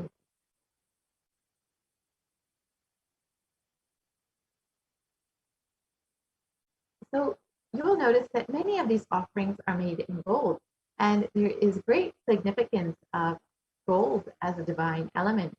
In the Atharva Veda, it has explained that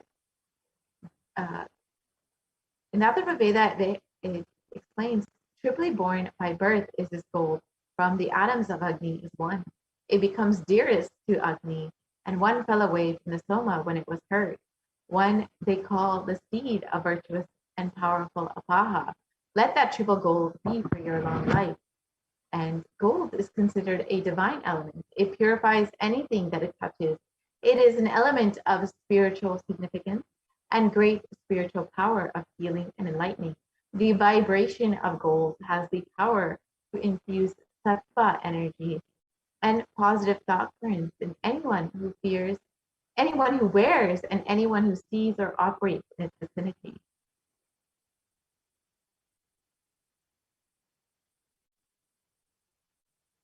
And gold is present in all the scriptures, including the Vedas, the Agamas, the Shrutis, the Smritis, the Itihasas, and Puranas. In all Hindu scriptures, it is abundantly displayed that gold is the most auspicious and purest metal, which purifies our very being. In the Hindu civilization, everything was built in gold, exchanged in gold. Ritual feasts were offered in gold bricks. And when one was to be saved from life-threatening illnesses, gold was offered as a ritual fee. Gold was in abundance and used for weighing equivalent amounts of commodities, including cows. Kingdoms were built with huge doors of gold. The streets would have huge columns and huge archways made of gold. Horses, cows, and more animals were dressed in gold.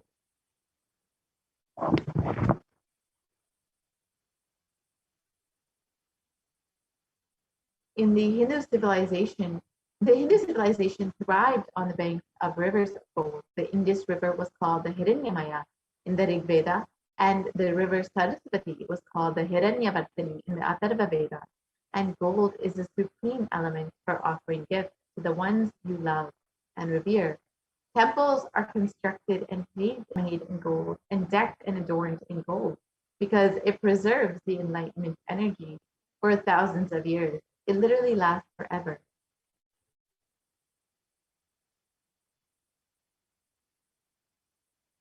So the very first offering that you can make to Devi Parashakti is the E-Hundi offering, which is a general donation. And this is like you would make in any temple that you go to.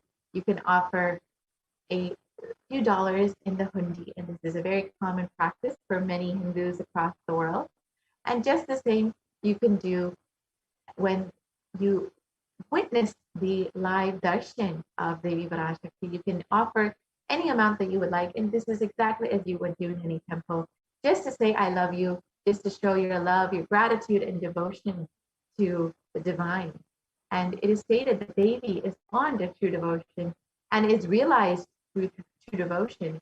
She can be won over through true devotion, and she removes all fears.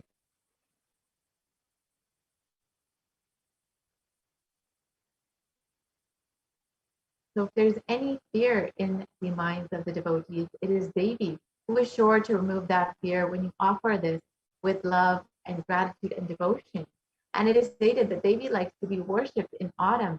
And this is not the autumn, the season, but rather the autumn of our lives, when our thoughts turn more and more inward, and the role of the divine becomes much more clearly understood, and the need for Devi worship becomes much stronger. And Devi is described as the one who bestows happiness on all her devotees. So you could offer your gratitude and devotion to Devi Parashakti by offering your Kanika, and your name shall be chanted out during the puja to Devi Parashakti.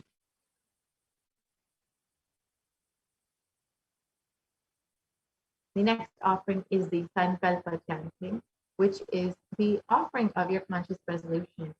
So whenever you are starting something, you always want to set a conscious resolution to ensure that you are making the right you're in the right conscious state to ensure you manifest whatever reality that you want. And when you offer the Sankalpa chanting, you will be bestowed with Devi's energy and blessings on whatever Sankalpa, whatever conscious resolution that you set for your life.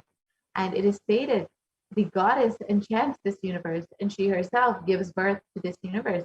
That goddess being prayed to without interest in anything gives that knowledge that leads to salvation and gives the wealth in the materialistic sense. So offering this Sankalpa, the conscious resolution, blesses the person with all fruition of all the desires and wishes that they are yearning for.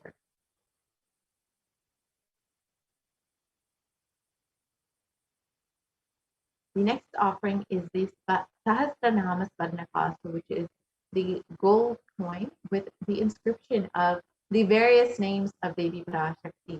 And Devi is described as Namaparayana Prita, the one who likes the repetition of her various names. And this special gold coin offering is a very special offering of the 1008 names of Devi Parashakti, and it is a unique archana offered to the Mahameru of Devi Parashakti. So you can offer a gold coin inscribed with each of the 1008 names of Devi Parashakti, and each of these names are the descriptions of the various qualities and attributes of Devi Parashakti, whether it's her overflowing compassion or her infinite knowledge.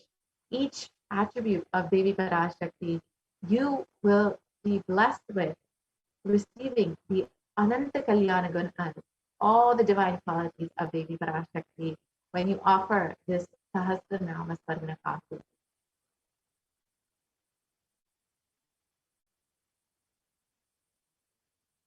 Next offering is the Mukta Anguti, the finger ring with a pearl. And Devi is known as, Devi Meenakshi is known to be adorned in pearls. And pearls represent the compassion of Devi Meenakshi. And it's described, I bow to the goddess Meenakshi, whose crown has garlands of pearls and the face shining like a full moon, who wears anklets that are studded with gemstones and has small bells, who is shining like the splendor of lotus, who grants all the wishes, the daughter of the mountain, who was worshipped by the goddesses Vani and Rama, I remain ever bowing to that goddess Meenakshi, the ocean of compassion. And the pearl represents the ocean of compassion that is goddess Meenakshi, that is Devi Meenakshi. So when you offer this pearl finger ring, you will receive the blessings to be bestowed by her infinite compassion and pure love in all your business endeavors.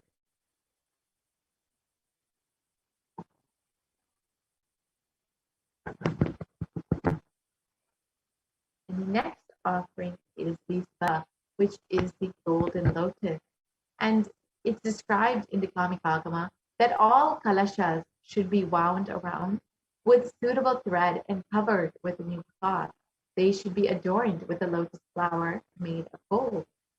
So you can see that the lotus, the golden lotus, has great significance in many rituals in Hinduism, as all kalashas should be adorned with this golden lotus.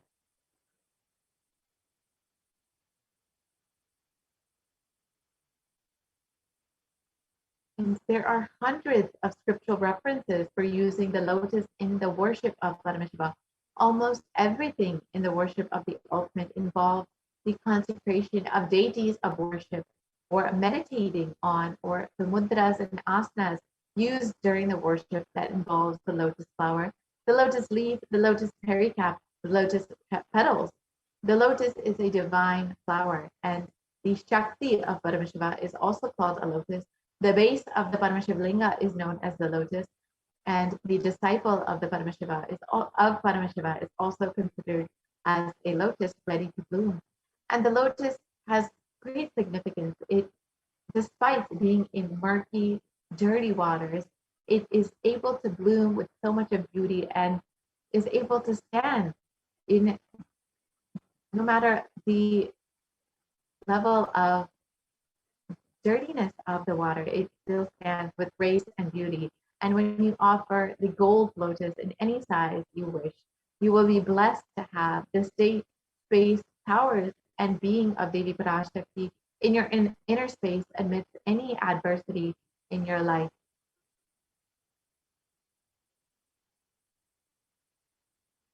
The next offering is the Swarnamati, which is the gold toe ring. And Devi is described, the feet of Devi are described as the ones whose brightness from the toenails destroys the darkness of ignorance from the minds of your devotees who prostrate at your feet. You whose brightness from your 2 feet overpower that of the lotus flower. So just the very toenails of Devi Parashakti have the strength to destroy the darkness of ignorance in the minds of all of her devotees. So when you offer this Varnamati, the gold toe ring, at the divine lotus feet of Devi Parashakti, you will be blessed by Devi to destroy all the ignorance in your life.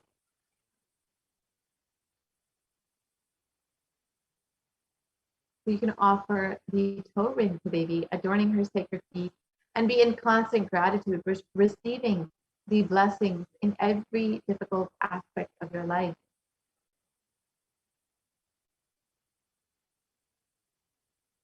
And the Swarnamantika is the gold hairline jewelry. And Devi is described as the one who makes the nectar flow in all of our nerves from the Sahasrara. And she is the one who gives the very pleasant experience of the ultimate. So when you offer the Mantika that represents the nectar flowing from the Sahasrara Chakra, which is fully opened, you will be able to experience this ultimate state of bliss in your Sahasrara Chakra.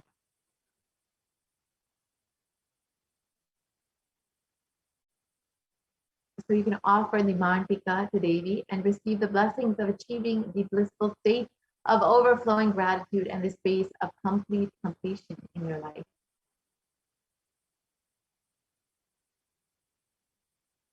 The next offering is the Pratiksha Pada Puja, which is the offering of the worship of the divine lotus feet of your very own Guru, who is manifesting Devi Parashakti. And it is stated, the illuminating splendor of Devi's toenail dispel the darkness of ignorance in the devotee's crossfeet. Her feet defeat the lotus in beauty. And the Saundarya Lahari states that the nails have been sharpened by constantly being touched by the crowns of celestial beings who always prostrate before Devi. Tamogana is darkness, and in this stotram, tamas is indicative of ignorance in the minds of the devotees.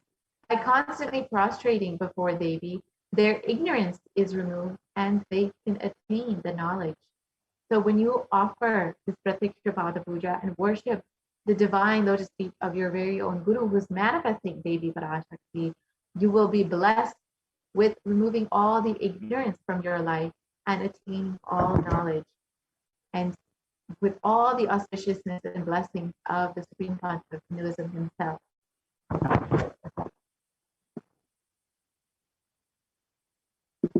The next offering is the Vastra Seva.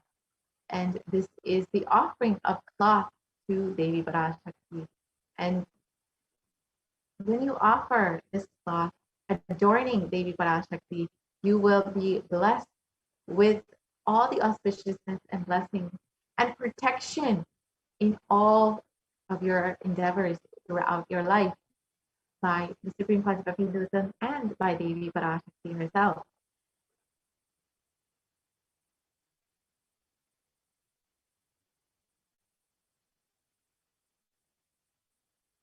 So here you can see all of the various offerings. And you can choose whichever offering that you would like to make, whether it is a simple e-hundi offering, or you can offer the Spadna Martika, the Spadna Meti, the Pratiksha Pada Puja, whichever offering you would like. You can see whichever offering you would like to make. And you can go ahead and we can go to the link tiny.cc/Devi offering. Yes. So if you would like to make your offering immediately, you can visit tiny.cc/Devi offering to make the online payment. And if you are not yet ready to make your payment, if you are still needing help in manifesting, or you still need more details, but you are interested in offering, you can fill out the intention form at tiny.cc/Baba Samadhi. And you can fill out your intention and you will be reached out to. You will be helped to manifest your reality, to offer your love, your devotion, your gratitude to Devi Parashakti. And once you are able to make the offering, you can visit again tiny.cc/Devi offering. And once you are able to make your payment online, you can visit tiny.cc/Sankalpa 2021 in order to submit the details for the puja and for the names to be chanted. Now we will be visiting the website tiny.cc/Devi offering in order to run through how to make this offering. So we will shortly project the website tiny.cc/Sankalpa offering, and we will go through how to make this offering. It is a very simple process. So this is done like any other online payment that you can make. So you can just go ahead and choose whichever offering that you would like to make in a very simple drop-down menu.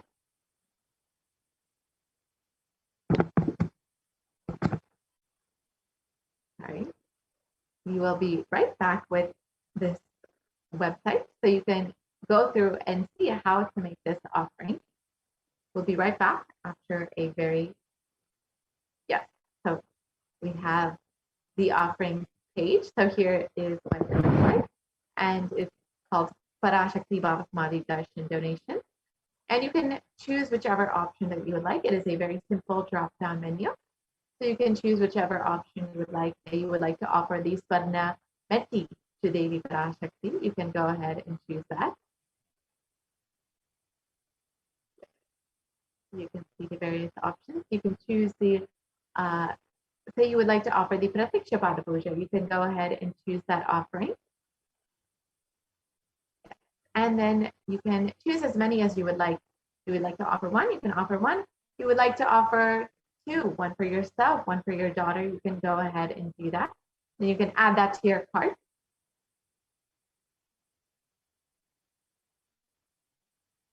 And once that is done, you can proceed to the checkout. You can see your cart with all of the details of the various offerings that you would like to make.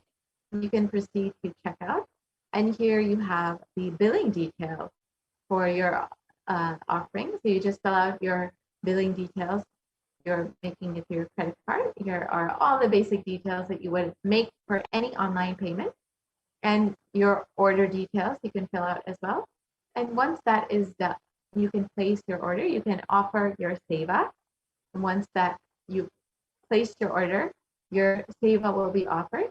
And once this is done, you can go to tiny.cc/offering and you can fill out your Sankalpa form.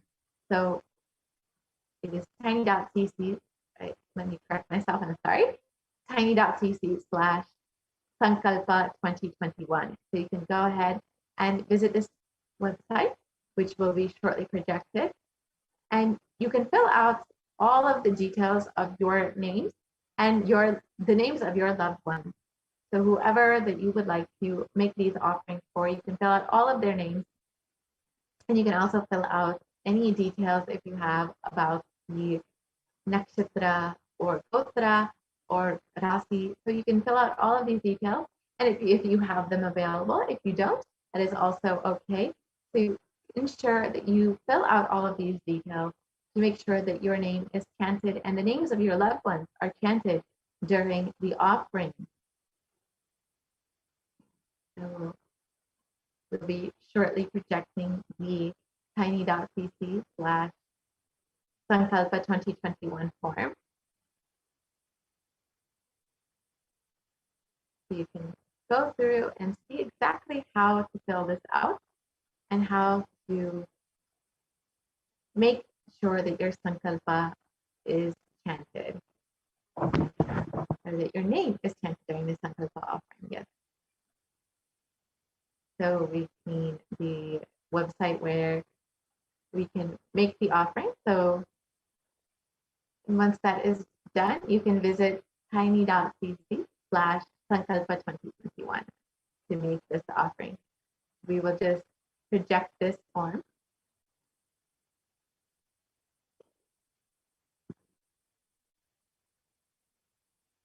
So when you are ready to make this offering, you can go ahead and visit this website and ensure that you are also filling out the Sankalpa 2021 form, which is tiny.cc/Sankalpa 2021. So we will be right back with that form, and you can see exactly how to make this Sankalpa 2021, fill out the form.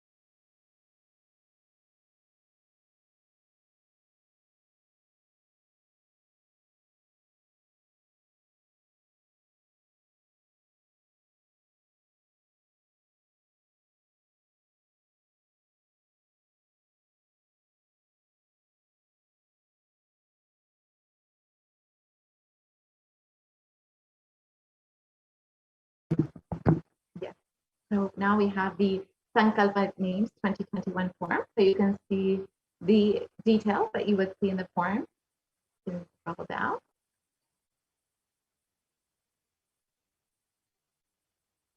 Yeah, so you can see all of the details in the form. And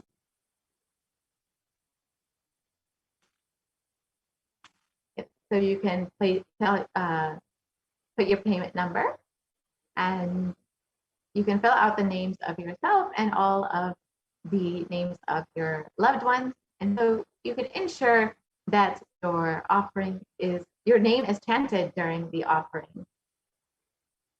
Yes, so you can see where you can fill out your name and your email and other details. Yeah.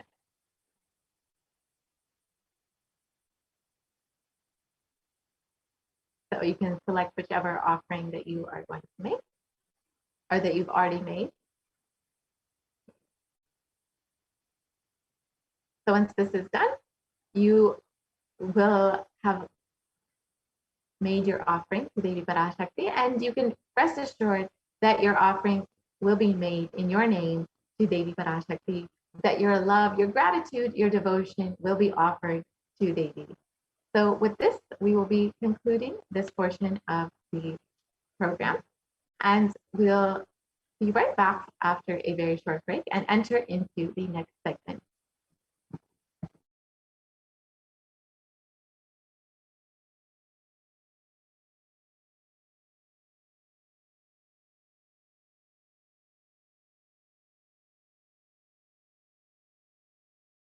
Paramashivoham. Om Nithyananda Paramashivoham. Om Nithyananda Paramashivoham. Om Nithyananda.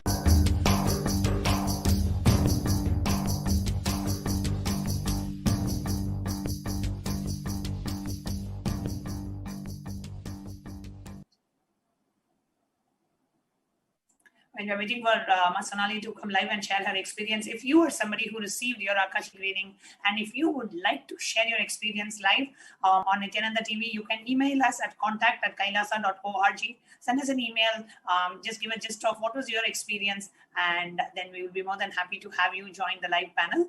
Okay, now today we have Sonali Gupta. Nithyanandam, Sonali. Nithyananda Ma, thank you for having me here.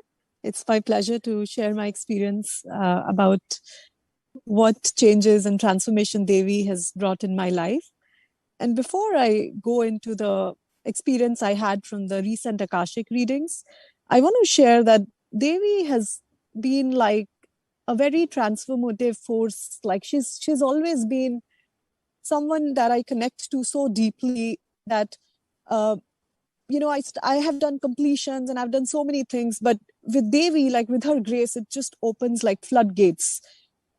So before I share what happened recently, right, like last year, during one of the Paramashivoham programs, during a Devi darshan, I was intensely praying to her, and she gave me courage. And I thought, like, there's one thing that I've been putting off on was to kind of become a Sarvanyapita Yajaman, and I pledged during that darshan that, I will make it happen. Like I'll just do everything possible to make that happen. And within 15 days of that, I worked through my incompletions, they surfaced, but I kind of took the jump within 15 days of that darshan, and I actually made a jump into Sarvanyapita Yajaman. And of course, that was a great blessing, right? Not to say like, Devi definitely blessed with a lot more than what I could offer. It's her grace and compassion is so good. And very recently, during these Akashic readings, I had submitted my questions, but like everyone else, I wasn't sure if Devi was going to answer and if she's ever going to answer my prayer, but I was just tuning on to the session, listening. And I'd submitted my questions a few days ago, not even on that day, but it was my birthday on 28th of April. And as soon as Devi kind of said the first few sentences, I heard my name as the very first name. And just hearing that, I of course did not understand the language, but just hearing my name and the energy, it was like I knew something was shifted, like it was just something was taken care of. And I did not know what Devi said, but it was amazing. And I was just absorbing that and just trying to figure out like what that meant and what was this shift. And I was just totally enjoying that space. And then the very next day, when the Akashic readings happened again, the readings had started and I just posted my question casually. I wasn't even at that point, I thought, I'm probably already late.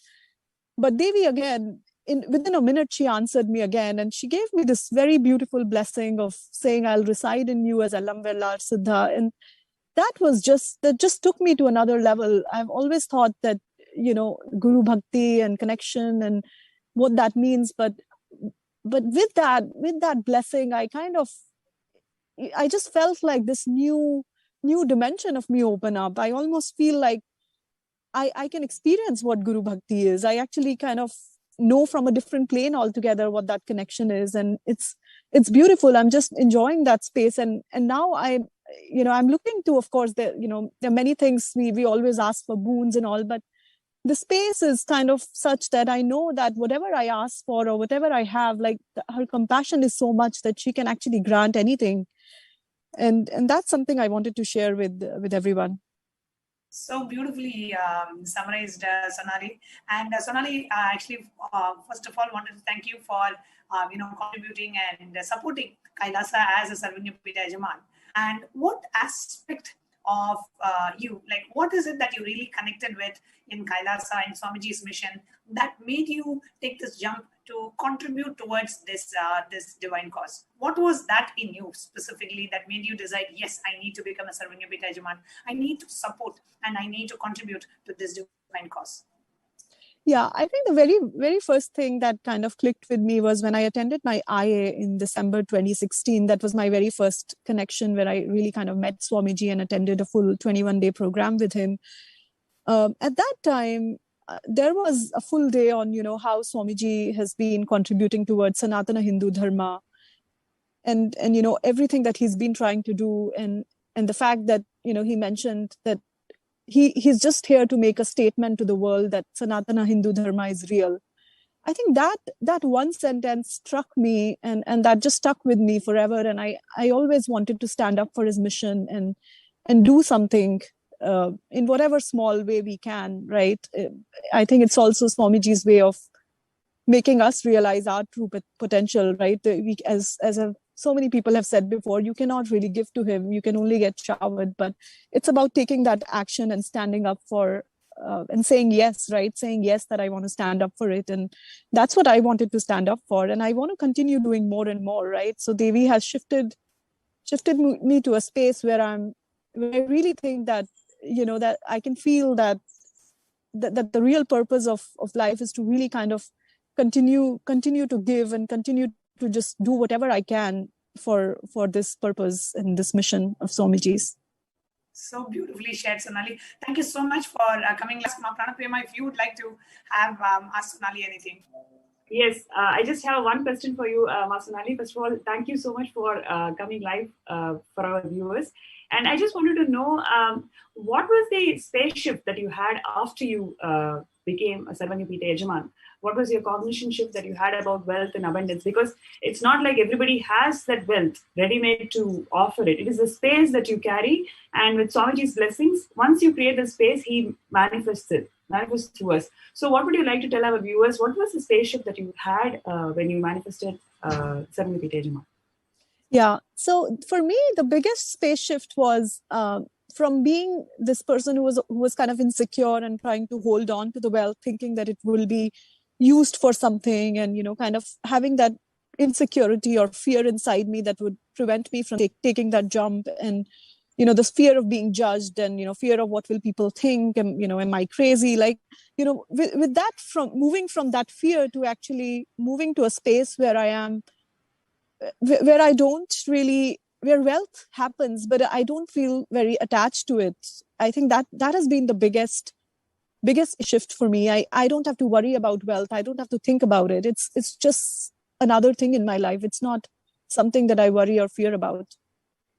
Amazing. Thank you so much, Ma. Thank you so much for joining the show today.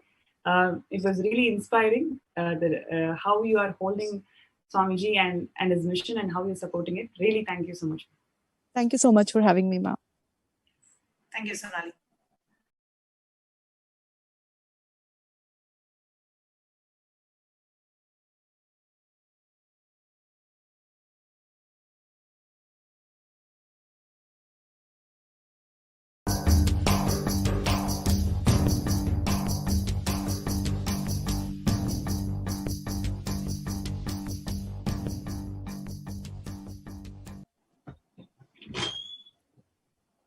Yes. Malalidamika, you can please go ahead and introduce yourself. Yes, Ma Nithyananda. My name is Ma Nithya Lalita Ambikananda, and I'm from Toronto, Canada. And this was an absolutely life-changing experience with this Aruvaku Akashic reading with Devi Parashakti. And I had my first question answered on the first day.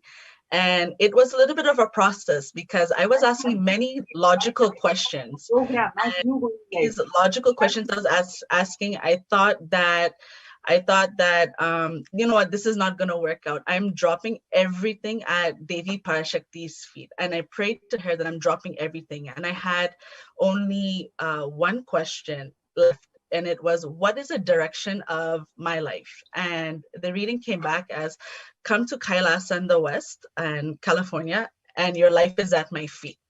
The part that really touched me is, your life is at my feet, because I've been praying to Swamiji every day since 2016 when I met Swamiji. Come what may in my life, it has to be at your feet. It doesn't matter what tantrums I throw, what bliss I feel, it has to be at your feet. So just hearing that your life is at my feet, I felt so fulfilled. There's really no words to express my gratitude that this is something that nobody knows about, that this is what I pray for every day, to be at Swamiji's feet.